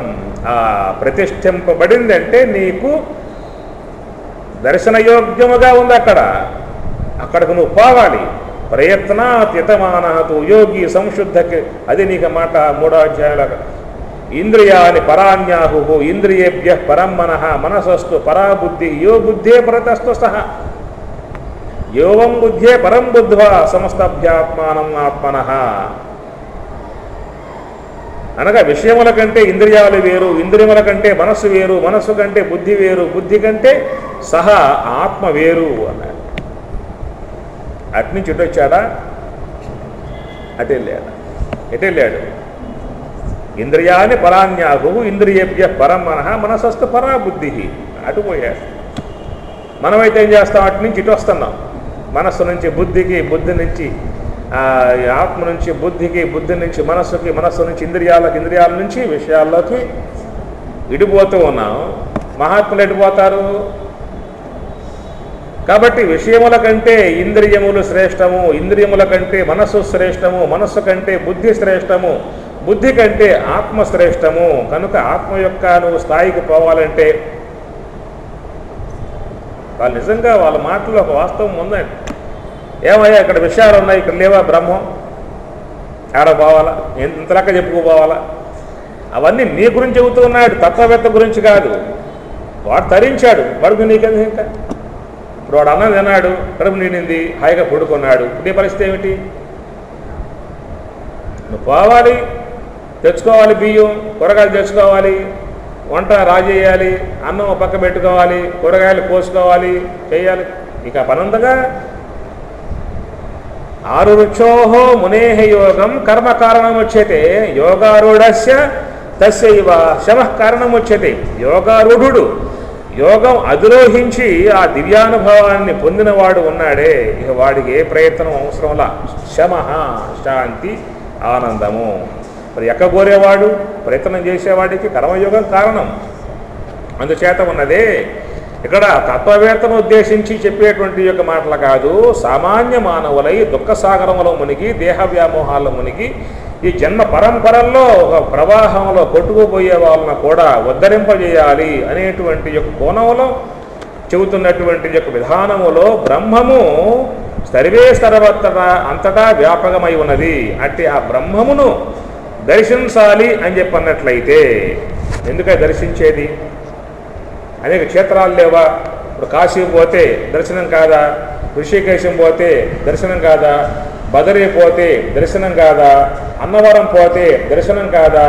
సింహాచలం పోతే దర్శనం కాదా? తిరుమల కొండపో దర్శనం కాదా?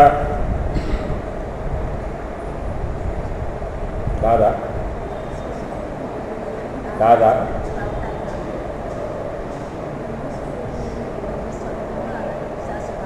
సింహాచలం పోతే అప్పన్న, అన్నవరం పోతే సత్యనారాయణ, విజయవాడ పోతే దుర్గమ్మ, కాశీ పోతే విశ్వేశ్వరుడు, తిరుమల కొండకు పోతే నామాల స్వామి. ఈయన మాత్రం బ్రహ్మాండం అండి. ఇంకే స్వామి కాదు కానీ తిరుమల స్వామే స్వామి. ఏమి పైకి పోగానే ముందు గుండు కొట్టేస్తాడు, నవ్వు కొట్టి పారేస్తాడు. లేకపోతే వాడికి తేడా పోతుంది. గుండు కొట్టేతో వాడేవారు. ఆ తర్వాత స్వామిగారు దర్శనం ఇచ్చేసేసిన ఆయన పక్క ఉండి ఉందరా గమనించు కాస్త, నా అప్పు ఉన్నది కుబేరుడికి, ఆ వడ్డీ తీరలో ఇంకా ఏమేస్తా వేసుకో, నిలువు దొబ్బిటి వేసేసావంటే నీకు ఇంకా బాగా పుణ్యం ఎక్స్ట్రా వస్తుంది. అంతే మొత్తం ఉండిలు పడిపోతాయి పని వచ్చేస్తాడు. సరే, మహిమాన్విత స్వామి దేవతల్ని సేవించాలి, దేవతారాధన ఉండాలి, భక్తి ఉండాలి, భగవదారాధన ఉండాలి.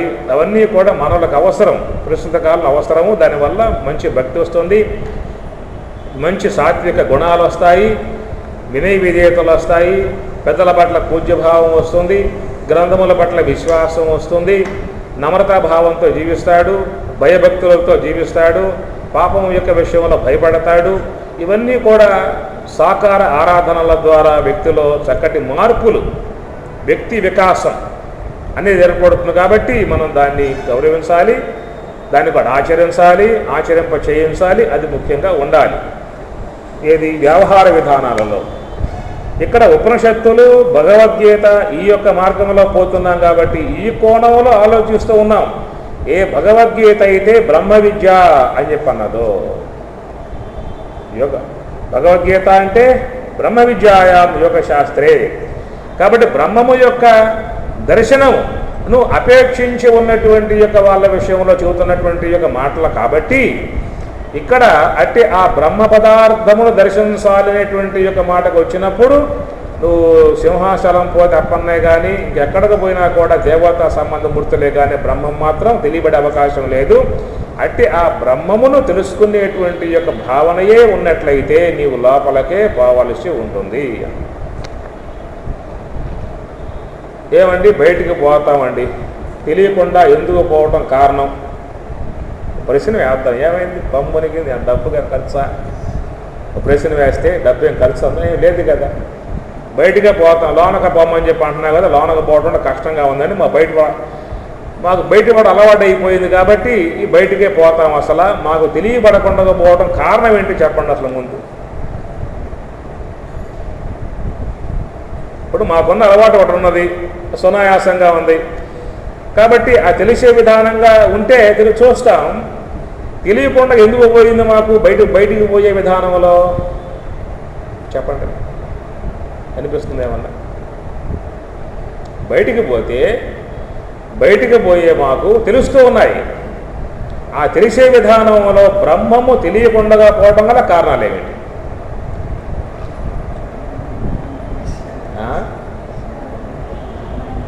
మాకు తెలుస్తూ ఉన్నది బయటికి పోతే తెలిసే విధానం మాకున్నది. అయితే బ్రహ్మం మాత్రం తెలియకుండా పోవడం గల కారణాలు ఏమిటి?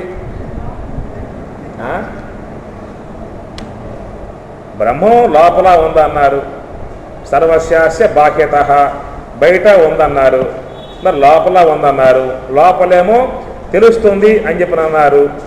సరే, మరి మాకు బయటికి పోయి అలవాటు అయిపోయింది కదా. మాకు బయటే తెలిసే విధానంగా ఉంటే నాకు ఇబ్బంది లేదుగా, బయట చూసుకుంటాక.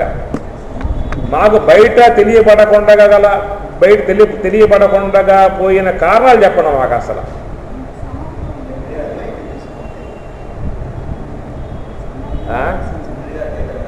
ఏమిటి? ఇంద్రియాలు ఇంద్రియాలకు అందంది వారి వాచ. బయట ఏమో చెబుతూ ఉంటుంది ఆమె గారు, ఆనందపడతా ఉంటుంది, ఆమెకి అర్థమవుతూ ఉంటుంది ఏమి. కనుక స్వామి మీరేదో పెద్ద మా గందరగోళం పెట్టమాకండి, ఈ లోపల లోపల లోపల అంటారు, మాకు అంత ఓపిక లేదు, లోపల పోయే ఓపిక లేదు, మాకు అలవాటు కూడా లేదు. అలవాటైన మార్గం మాకు ఒకటి ఉన్నది, ఆ మార్గంలోనే తెలియబడేదిగా ఉంటే చెప్పొచ్చుగా, మాకు సులభంగా అటాక్ తీసుకుంటాం. ఏమండి అది ఇప్పుడు లోపలే ఉందంటే లోనకే పోవాల్సి వస్తుంది, తప్పదు అప్పుడేట. ఏమి బయట కూడా ఉందని చెప్పని కదా చెప్పేది. లోపలే ఉంటే లోనకే పోవాలి, తప్పదేక. లోనే కాదయా, అది బయట కూడా ఉన్నది. సర్వశాస్య బాహ్యత బయట కూడా ఉందని చెప్పి అంటున్నారుగా. మరి బయట కూడా ఉంది కాబట్టి మాకు బయటికి పోయే అలవాటు కూడా ఉంది కాబట్టి మాకు ఆల్రెడీ. కనుక బయటికి పోయే విధానంలో తెలిసే విధానం ఉండి చెప్పండి, తెలుసుకుంటాం.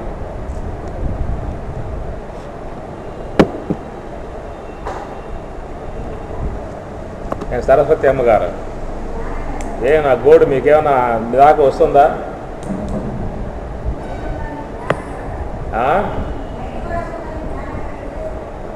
జ్ఞానం ద్వారా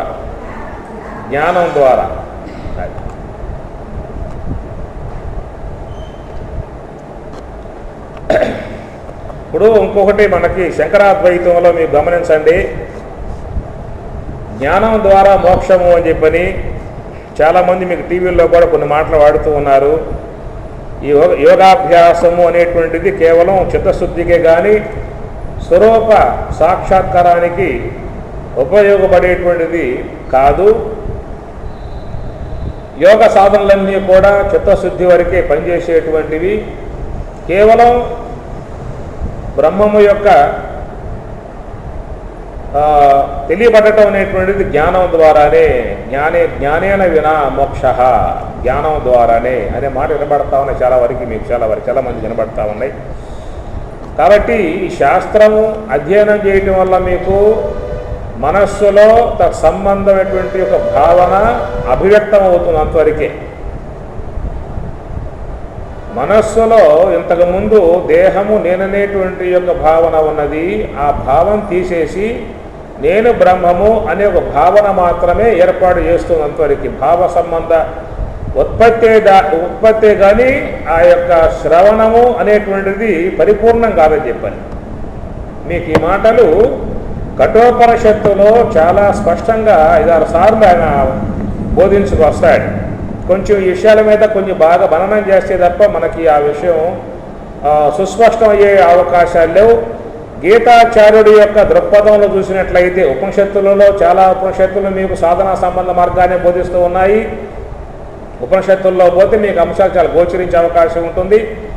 అయితే భగవద్గీత కృష్ణ పరమాత్మ యొక్క ప్రోక్తమై ఉన్న భగవద్గీత ప్రకారంగా పోయినట్లయితే కృష్ణుడు అనేక చోట్ల యోగతత్వాన్ని ప్రబోధింపజేస్తాడు.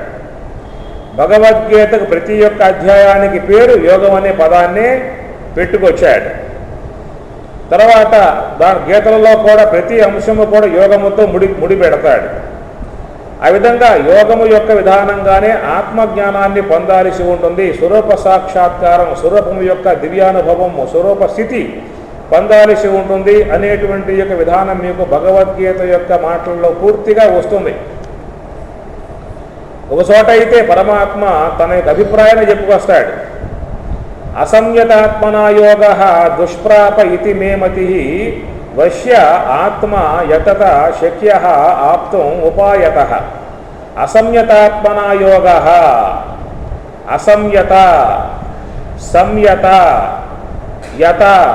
యత అంటే యత్నం, ప్రయత్నం, యత్నే ప్రయత్నము, సంయత బాగుగా ప్రయత్నము, అసంయత నా సంయత అసంయత. ఎవరైతే యోగాభ్యాస ప్రయత్నము చెయ్యరో, ఎవరైతే యోగాన్ని శీలించరో, యోగాభ్యాసము చేయనటువంటి వానికి బ్రహ్మము యొక్క ప్రాప్తి లభ్యం కాదన్నది మే మతం, నా యొక్క అభిప్రాయము అంటాడు శ్లోకంలో. అసంయతాత్మన యోగ దుష్ప్రాప ఇది మే మతి. నా అభిప్రాయంగా చెప్పాల్సి వస్తే, మీ అభిప్రాయం మీకున్నది, వాళ్ళ అభిప్రాయం వాళ్ళకు ఉంటుంది, నేను కాదంటల్లా. నా మాటగా చెప్పాల్సి వస్తే ఇది ఆయన మాట. అసంయత మనోసంయమనము చేయకుండగా, యోగాభ్యాసము చేయకుండగా ఉన్నటువంటి వాడు, ధ్యానాన్ని చేయకుండగా ఉన్నటువంటి వాడు దుష్ప్రాప, ఆ యొక్క బ్రహ్మము యొక్క ప్రాప్తిని పొందటం సాధ్యము కాదన్నది మే మతి, నా అభిప్రాయము. వశ్య ఆత్మ ఎతత శక్య ఆప్తం ఉపాయత. వశ్య ఆత్మ ఎతత ప్రయత్నం ద్వారా మనస్సుని వశం చేసుకుని యోగ మార్గంలో పోతున్నాడో వాడు శక్య ఆప్తం బ్రహ్మము యొక్క ప్రాప్తిని పొందటము సాధ్యమవుతుంది చెప్పేసి అని చెప్పుకొస్తాడు. కాబట్టి మీరు భగవద్గీతలో చూసినట్లయితే యోగ సాధన ద్వారా, యోగాభ్యాసము ద్వారానే బ్రహ్మము యొక్క అనుభూతి, 4వదకు యోగ సమాధిని పొందేటువంటి విధానం ఏర్పడుతుందే కానీ కేవలం శ్రవణం చేసినంత మాత్రంతో సమస్త ప్రకటన గ్రంథాలు ఎన్ని శ్రవణం చేసినప్పటికీ కూడా నీకు కేవలం బహునా శృతేన మేధస్సు పెంచుకోవడం అవుతుందే కానీ నీకు ఆ యొక్క తత్వం యొక్క అనుభవాన్ని పొందే అవకాశం మాత్రం లభ్యం కాదనేది కఠోపనిషత్తులో వచ్చేటువంటి మాటలు, గీతలో కూడా చెప్పేటువంటి మాట. అందుచేత మీకు ఉపనిషత్తుల్లో, భగవద్గీతలో వాటిల్లో పోతే మీకు యోగశాస్త్రం, పతంజలి యోగశాస్త్రం కానీ వాటిల్లో కూడా పోతే మీకు ప్రయత్నం ద్వారానే మోక్షం వస్తుంది. ప్రయత్నాత్ యతమానః యోగి సంశుద్ధ కిల్బిష. అనేక జన్మలుగా ఉన్నటువంటి యొక్క పాప సముదాయాన్ని యోగము ద్వారా పోగొట్టుకున్నప్పుడు మాత్రమే నీవు దివ్యానుభవాన్ని పొందుతావు. లభంతే బ్రహ్మ నిర్వాణం ఋషయ క్షీణ కల్మషాః. ఋషులు కూడా తమ తమ దోషాలు పోగొట్టుకుని లభంతే బ్రహ్మ నిర్వాణం, బ్రహ్మమును పొందుతూ ఉన్నారు అనేటువంటి యొక్క మాటలు మీకు వస్తూ ఉంటాయి. ప్రధానముగా శంకరాద్వైతం, శంకరానుయాయులుగా ఉన్నటువంటి యొక్క విషయం చెప్పినట్లయితే మాత్రం వాళ్ళల్లో యోగం అనేటువంటిది నిరపయోగము, యోగం అనేటువంటిది కేవలం చిత్తశుద్ధి వరకే కానీ యోగము ద్వారా ఆత్మానుభవాన్ని పొందేటువంటి విధానమే లేదు. కేవలం శ్రవణం చేతనే, జ్ఞానం చేతనే మోక్షం వస్తుంది అనేది శంకరానుయాయులలో చాలా వరకు ఉన్నటువంటి యొక్క విధానం. కానీ భగవద్గీత ఉపనిషత్తుల్లో పోతే మాత్రం జ్ఞానం అనేది ఒక అవగాహన మాత్రమే, సాధన అనేది నీకు మోక్షానికి మార్గము అన్నది స్పష్టంగా వచ్చేటువంటి విధానం. అయితే అప్పటి కాలంలో ఉన్నటువంటి కొన్ని ఇబ్బందులు ఉన్నాయి, అవి మన దాకా రావు. ఒకప్పుడు బుద్ధుడు తిరుగుబాటు చేశాడు సమాజం మీద. ఎందుకంటే ఆ కాలంలో వైదికం బాగా, ఆ వైదికం వికృత రూపం దాల్చింది. ఎక్కడ పడ్డా యజ్ఞాలు, ఎక్కడ పడ్డా యాగాలు, వాటిల్లో పశు బలులు, మేక బలులు, గోవులను కూడా బలి చేస్తున్నారు ఆ కాలంలో. గోవుల్ని, మనుషుల్ని కూడా యజ్ఞాలలో బలిచ్చే విధానాలుగా అంత హింసారూపముగా యజ్ఞాలు అనేటువంటి మొత్తం మారిపోయాయన్నమాట. యజ్ఞం అంటే భగవత్ ప్రీత్యర్థమై సమిధలతో హవిస్సులతో చేయబడేది యజ్ఞం. అది లోకానికి హితం చేకూరుస్తుంది, భగవంతుని యొక్క ప్రీతిని పొందింపజేస్తుంది. అలాంటి యొక్క సాత్వికముగా జరపబడేటువంటి యొక్క యజ్ఞములలో ఈ యొక్క వపనమును, అనగా గొర్రెల యొక్క వపనమును, మేకల యొక్క వపనమును, వాటిని బలిచ్చి ఆ వపనమును దాంట్లో వ్రేలిసి చేసేటువంటి యొక్క హింసాత్మకంగా సాగిపోవడం కారణముగా ఆనాటి కాలంలో బుద్ధుడు తిరుగుబాటు చేశాడు. కాబట్టి వైదికాన్ని ఆయన ఖండించాడు, వైదికుల్ని దూరం చేశాడు. ఎందుకంటే ఆనాటి కాలంలో మరి ఎన్ని కూడా లేకుండా చేయాలని చెప్పి అన్నట్లయితే ఈ యొక్క వైదికాన్ని పక్కన పెట్టండి, వేదాన్ని పక్కన పెట్టండి, మనం దీన్ని సాధించే అవకాశం లేదు అన్నటువంటి కోణములో ఆయన వేదాన్ని పక్కన పెట్టేసేసాడు.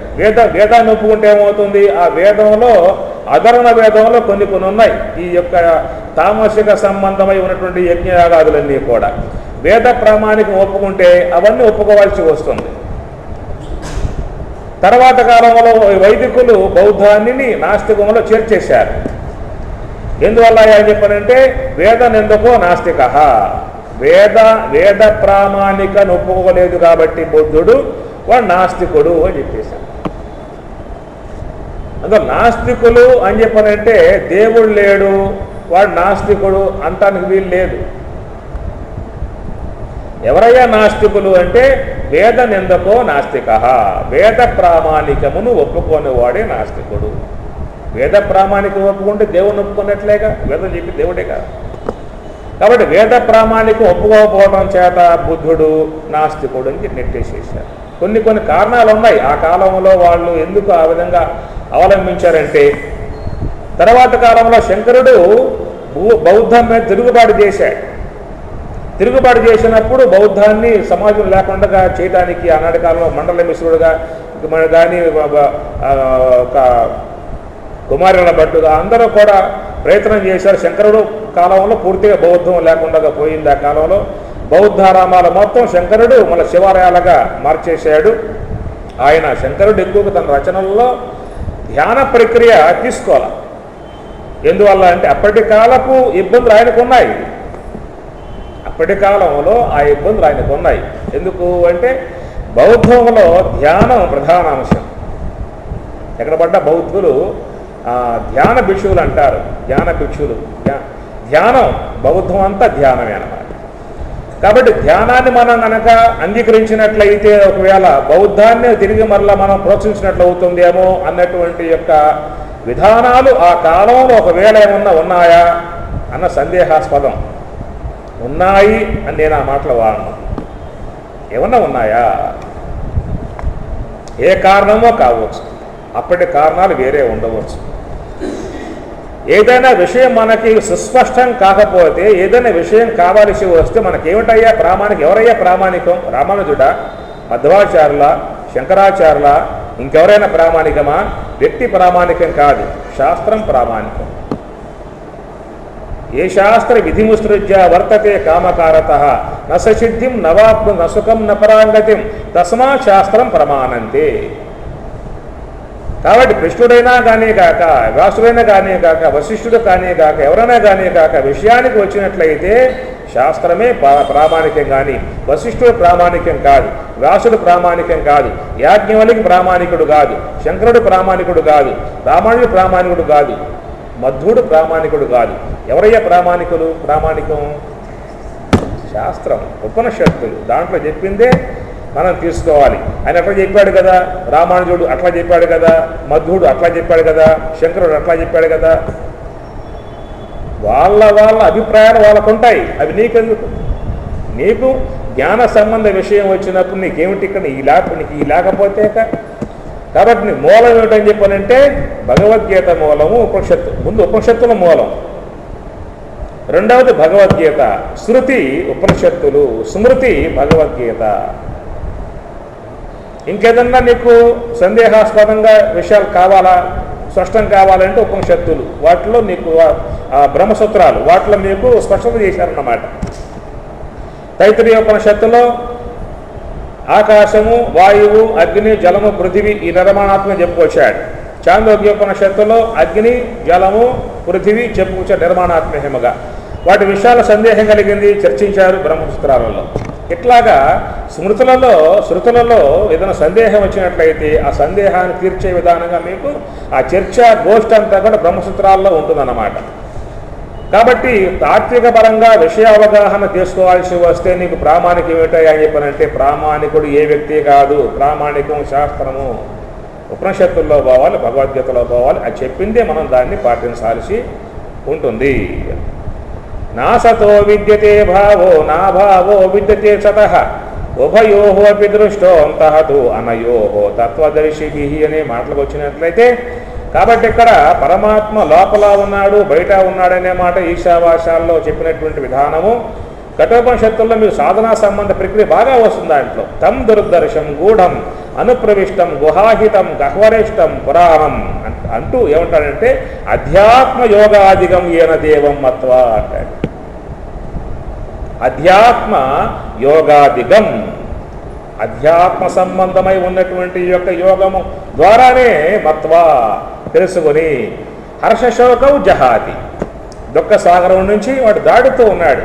ఏం కావాలో వాడికి ఏం చెప్పనంటే అధ్యాత్మ యోగం, దాన్ని జ్ఞానయోగం, అధ్యాత్మ యోగం అని చెప్పనంటే యోగం అంటే ఒకటే, నీ మనసు అనేటువంటి యొక్క వస్తువు నీవు నీ అధ్యయనంలో తెచ్చుకోవాలి, మనస్సుని అంతర్ముఖం చేయాలి, దానిని అంతర్ముఖ ధ్యానము ద్వారానే నీవు నీ యొక్క నాలుగవదకు యోగ సమాధిని సంపాదించుకోవాల్సి ఉంటుంది.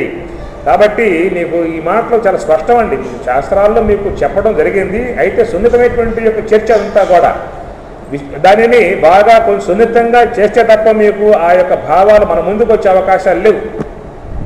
వినాలి అసలు ముందు. మీకు సమాధి గురించి ఉత్తర గీతలో ఆయన కృష్ణ పరమాత్మ ఒక చక్కటి ఒక నిర్ధారణ విషయం అందిస్తాడు. నిర్మలంతం విజానీయాత్ షడూర్మిరహితం శివం ప్రభాశూన్యం మనఃశూన్యం బుద్ధిశూన్యం నిరామయం సర్వశూన్యం నిరాభాసం సమాధిస్తస్య లక్షణం అంటాడు. సమాధి అనేటువంటి యొక్క మాట మీకు రెండో అధ్యాయం పరమాత్మ కూడా అక్కడ వాడతాడు. సమాధౌ న విధీయతే అని వస్తుంది. దీంట్లో సమాధి వాడు పొందే అవకాశం లేదురా అన్నాడు. ఎవరు? కామాత్మాన స్వర్గపర జన్మ కర్మ ఫలప్రదం, ఈ క్రియాభోగాలలో మునిగిపోయి ఈ కామ్యములుగా పోయేటువంటి వాడు యోగ సమాధిని పొందే అవకాశం లేదయ్యా అనే మాట వాడటంతో అర్జునుడు సందేహం కలిగింది. నువ్వు సమాధి అని చెప్పి అన్నావు కదా, సమాధి అంటే ఏమిటి అని ప్రశ్న వేశాడు. సమాధి అంటే ఏమిటి, సమాధి పొందినవాడు ఎట్లా ఉంటాడు, ఎట్లా మాట్లాడతాడు, ఏ విధంగా ఉంటాడు అనే మాట మీకు ముందు రేపో మాపో వచ్చే అవకాశాలు ఉంటాయి. ఈ సమాధి గురించి మీకు ఉత్తర గీతల పరమాత్మ అంటాడు. నిర్మలంతం విజానీయాత్ షడూర్మిరహితం శివం ప్రభాశూన్యం మనఃశూన్యం బుద్ధిశూన్యం నిరామయం సర్వశూన్యం నిరాభాసం సమాధిస్తస్య లక్షణం. సమాధి యొక్క లక్షణము అన్నాడు. లక్షణము అని అంటే ఏమర్థమైంది ఇక్కడ? లక్షణము అంటే ఏమర్థమైంది?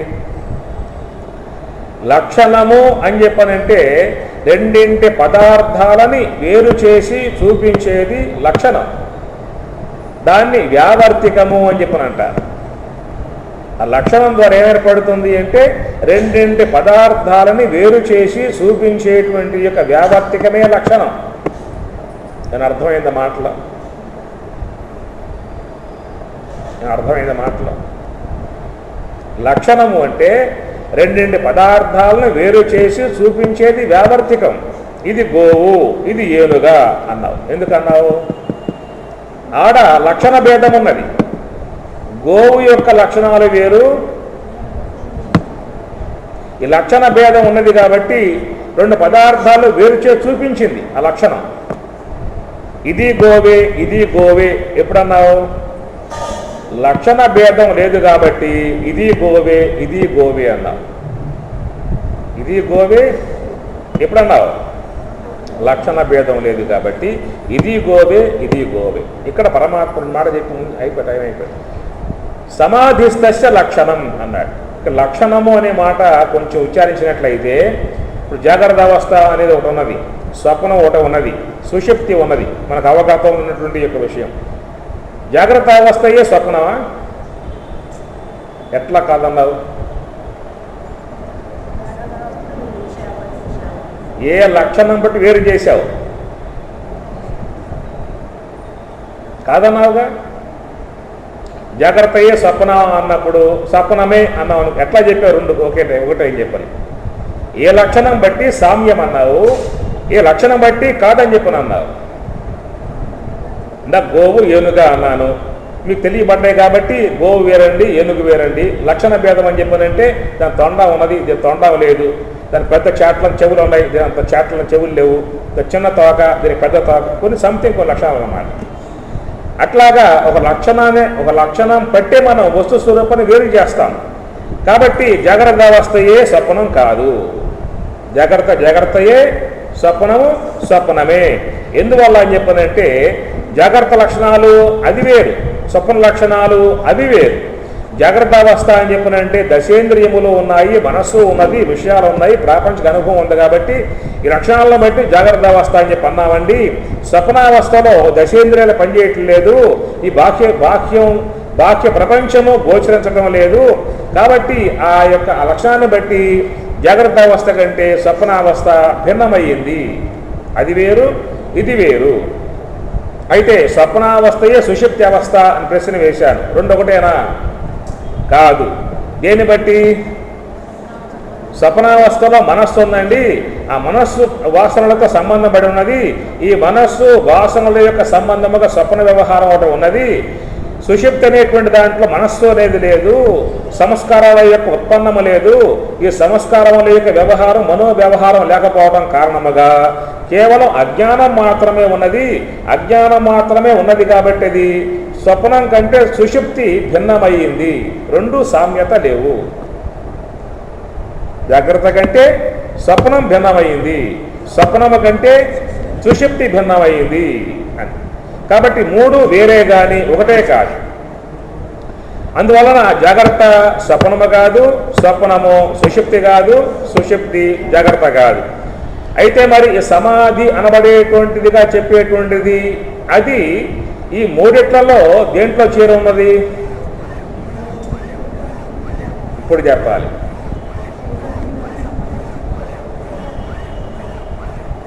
జాగ్రత్తలో చేరి ఉందా, స్వప్నములో చేరి ఉందా, సుషుప్తిలో చేరి ఉందా?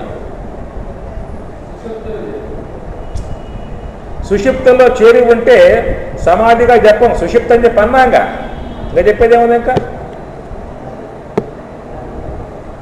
పదం వాడేసేసావు. ఇది గోవే అన్నా, ఇది గోవే అన్నావు. ఒకటే గో, ఒకే లక్షణం కలిగి ఉన్నది. అందువల్ల వాటికంటే ఇప్పుడు జాగ్రత్త అన్నాము, స్వప్నము అన్నాము అంటే పదం పెట్టాము అని చెప్పనంటే దీనికంటే భిన్నంగా ఉంది కాబట్టి పదం పెట్టావు అక్కడ. స్వప్నం సుషుప్తి అని చెప్పి అన్నావు అంటే స్వప్నం కంటే భిన్నంగా ఉంది కాబట్టి పేరు పెట్టావు అక్కడ. ఇలా పేరు రాదు, భిన్నంగా ఉన్నది, దానికంటే భిన్నంగా ఉన్నది. కాబట్టి సమాధిగా చెప్పేటువంటిది ఈ మూడింటి కంటే భిన్నంగా వేరుగా ఉన్నదా, ఈ మూడింటిలో చేరి ఉన్నదా? వేరుగా ఉంటే ఏ లక్షణం కలిగి ఉన్నది? జాగ్రత్త అవస్థ అండి ఈ లక్షణం కలిగి ఉన్నది, స్వప్నావస్థ అండి ఈ లక్షణం కలిగింది స్వప్నావస్థ, సుషుప్తి అవస్థ అండి ఈ లక్షణం కలది సుషుప్తి అవస్థ అని చెప్పి అన్నాం కదా. కాబట్టి ఏ యొక్క లక్షణాన్ని బట్టి నువ్వు యోగ సమాధిని పదం వాడుతూ ఉన్నావు? ఏం చెబుతారు చెప్పండి.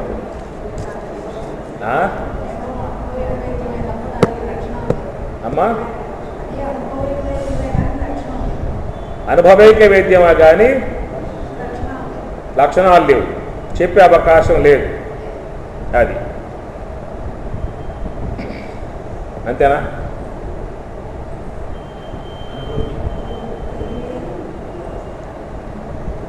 అందుచేత ఇక్కడ సమాధిస్తస్య లక్షణం ఆయన కృష్ణుడు ఆ పదం వాడుతున్నాడు. సమాధిస్తస్య లక్షణం అని చెప్పి అన్నప్పుడు జాగ్రత్త అవస్థలో స్వప్నం చేరింది కాదు, స్వప్నంలో సుషుప్తి చేరింది కాదు.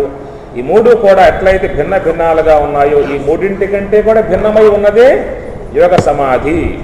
అనగా జాగ్రత్త అవస్థలో దశేంద్రియాలు ఉన్నాయి, మనస్సు ఉన్నది. స్వప్నావస్థలో దశేంద్రియాలు పనిచేయట్లేదు, మనస్సు వాసనలో ఉన్నాయి.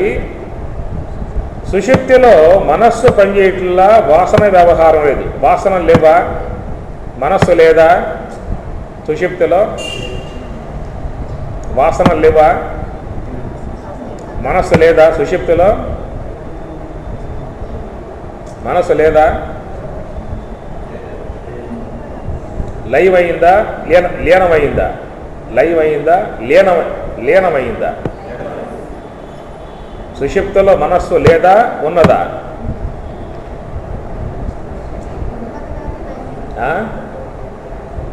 కనుక సుషుప్తిలో మనస్సు ఉన్నది, వ్యవహారం లేదు. వాసనలు ఉన్నాయి, వ్యవహారం లేదు. వాసనలు ఉన్నాయి, వ్యవహారం లేదు. కాబట్టి లేవు అంటానికి ఏంటంటే వ్యవహారం లేదు అక్కడ. కనుక దశేంద్రియములు మనస్సు ఉన్నదేమో జాగ్రత్త అవస్థ, మనస్సు వాసనలు ఉన్నదేమో స్వప్నావస్థ, కేవలం అభావన కలిగి ఉన్నటువంటిదేమో అజ్ఞానం కలిగి తమస్సు కలిగి ఉన్నదేమో సుషుప్తి అవస్థ. యోగ సమాధి అంటే జ్ఞానేంద్రియములు కానీ మనస్సు కానీ వాసనలు కానీ అజ్ఞానం కానీ ఇవేవి కూడా లేనటువంటి యొక్క కానొక స్థితి. అజ్ఞానము లేదు, వాసనలు దగ్ధం చేయబడ్డాయి, మనస్సు లయమైపోయింది, ఇంద్రియాలు లయమైపోయాయి.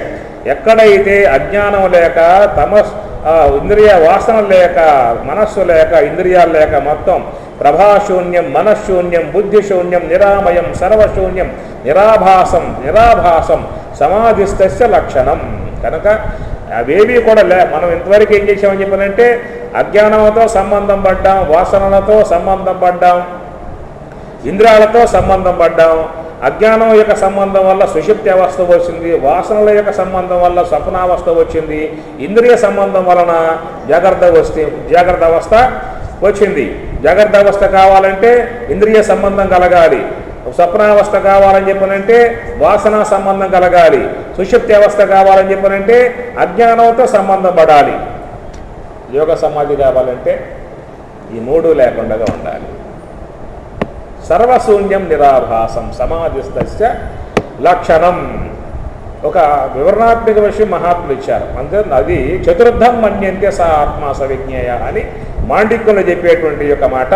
చతుర్థం 4వ అనుభవం అది. ఈ మూడిట్లలో చేరింది కాదు, జాగ్రత్త అవస్థలో చేరింది కాదు, స్వప్నంలో చేరింది కాదు, సుషుప్తిలో చేరింది కాదు. ఈ మూడు ఏమిటని చెప్పనంటే సాత్వికాన్ని బట్టి జాగ్రత్త అవస్థ వస్తుంది, రజగుణం బట్టి స్వప్నావస్థ వస్తుంది, తమస్సును బట్టి సుషుప్తి అవస్థ వస్తుంది. ఈ 3 గుణములకు లోబడి ఉన్న వ్యవహారం ఇది. 3 గుణాలకు లోబడి ఉన్న వ్యవహారం. జీవుడు 3 గుణాలు లోబడి ఉన్నాడు, గుణాతీతుడు దేవుడు. అందుచేత సాత్విక వ్యవహారము జాగ్రత్త అవస్థ, రజోగుణ వ్యవహారం సుషుప్తి అవస్థ, తమోగుణ విధానము సుషుప్తి అవస్థ. మనం ఈ సుషుప్తి అవస్థ దాటిపోం. జాగ్రత్త అవస్థ దాటాం, స్వప్నావస్థ దాకా పోయాం, అద్దాటాం, సుషుప్తి దాకా పోయాం. సుషుప్తి అవస్థ దాటిపోతామా? దాటిపోలేము. ఎందువల్ల అజ్ఞానం పట్టేసింది, బంధించింది అజ్ఞానం. కనుక అజ్ఞానం అనేది తనకు తానుగా వీడిపోయే వస్తువు కాదు. అది జ్ఞానం స్వరూప సాక్షాత్కార జ్ఞానం ద్వారా పోయేదే కానీ అజ్ఞానం పోయేది కాదు. కాబట్టి అది స్థిర నివాసం. మనకి సమస్త జీవులకు అజ్ఞానం స్థిర నివాసం. అజ్ఞానేన ఆవృతం జ్ఞానం, స్థిర నివాసము. ఒకవేళ విశ్వడు ఉండకపోవచ్చు, తేజస్సుడు ఉండకపోవచ్చు, ప్రాజ్ఞుడు మాత్రం స్థూలదేహం యొక్క సంబంధం అనగా గోళకాత్మికమై ఉన్న స్థూలదేహ సంబంధాన్ని పొందావు కాబట్టి విశ్వడు అనే పేరు నీకు వచ్చింది. గోళకాత్మికమై ఉన్నటువంటి యొక్క స్థూలదేహం యొక్క సంబంధం లేకపోయిందా అంటే విశ్వడు లేడు. ఉన్నాడా?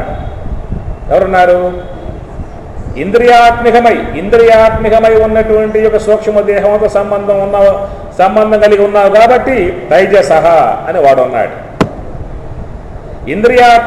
ఇంద్రియాత్మికమై ఉన్నటువంటి యొక్క సూక్ష్మదేహ వ్యవహారం లేదా అని చెప్పనంటే అది ఎవరుంటారు? ఇంకా ప్రాజ్ఞుడు. కాబట్టి గోళకాత్మికమై ఉన్నటువంటి యొక్క స్థూలదేహ సంబంధం పోయింది కాబట్టి విశ్వడు లేడు. ఇంద్రియాత్మికమై ఉన్నటువంటి యొక్క సూక్ష్మదేహ సంబంధం పోయింది కాబట్టి తైజసుడు లేడు. కానీ మూడవదగు కారణదేహమగు అది ఇంద్రియాత్మికము కాదు, గోళకాత్మికము కాదు, కేవలం ఆవరణాత్మికం. ఈ ఆవరణాత్మికమై ఉన్నటువంటి యొక్క అజ్ఞానం యొక్క సంబంధం లేకుండా పోవటం అంటూ ఒకటి ఉన్నదా? అర్థమని చెప్పింది. గోళకాత్మికమై ఉన్నటువంటి యొక్క స్థూలదేహ సంబంధం పోయింది, స్వప్నావస్థలో ఇది లేదు. ఏమి? ఇంద్రియాత్మికమై ఉన్నటువంటి యొక్క సూక్ష్మదేహం యొక్క సంబంధం పోయింది. ఎప్పుడు? సుషుప్తి అవస్థకు పోయినప్పుడు. ఏ సుషుప్తి అవస్థలో ఆవరణాత్మికమై అజ్ఞానం ఉన్నదో అటు ఆవరణాత్మికమై ఉన్నటువంటి యొక్క అజ్ఞానం అనేది ఒకవేళ జాగ్రత్త అవస్థకు వస్తే అది పోయి ఉంటుందా? అది పోదు. జాగ్రత్త అవస్థ అని చెప్పినంటే దేహంతో సంబంధం పొందావు కాబట్టి జాగ్రత్త అవస్థ అన్నావు, సూక్ష్మదేహంతో సంబంధం పడ్డావు కాబట్టి స్వప్నావస్థ అని చెప్పిన అన్నావు. కానీ కారణదేహం యొక్క సంబంధం ఎప్పుడు ఉంటుంది? స్థూలదేహ సంబంధం తెగిపోయింది, ప్రారంభం అయిపోయింది, తెగిపోవట్లా. సూక్ష్మదేహ సంబంధం గాఢ సుషుప్తిలో తెగిపోయింది. కానీ అజ్ఞానం అనేటువంటిది అట్లాగా వీటిలాగా పోయేది కాదు, అది స్థిరంగా ఉండేటువంటి జీవుడికి అది శాశ్వత నివాసమై ఊర్ధ్వమూలం అధశాకం అశ్వత్థం ప్రాహు అవ్యయం. అది నశించదురా అని చెప్పిన. అవ్యయం నశించదు, వ్యయం కాదు, ఉంటుందని చెప్పిన అన్నాడు. ఎప్పటికీ ఉంటుంది. ఎప్పుడు పోతుంది? నువ్వు యోగ సమాధిని ప్రయత్నం ద్వారా యోగ సమాధి 4వ అనుభవం యోగ సమాధిని పొందినప్పుడే అజ్ఞానం పోతుందే కానీ అంతవరకు నీకు ఏమి చేసినా కానీ ఆ మూలా విద్య మాత్రం పోయే విధానం అంటూ లేదు. సరే, ఇప్పటికే మీకు చాలా పైకి లాగి పారేశాం. ఇంకో ప్రశ్న వేశాను మీకు, రేపు చెబుతా ఆ ప్రశ్న.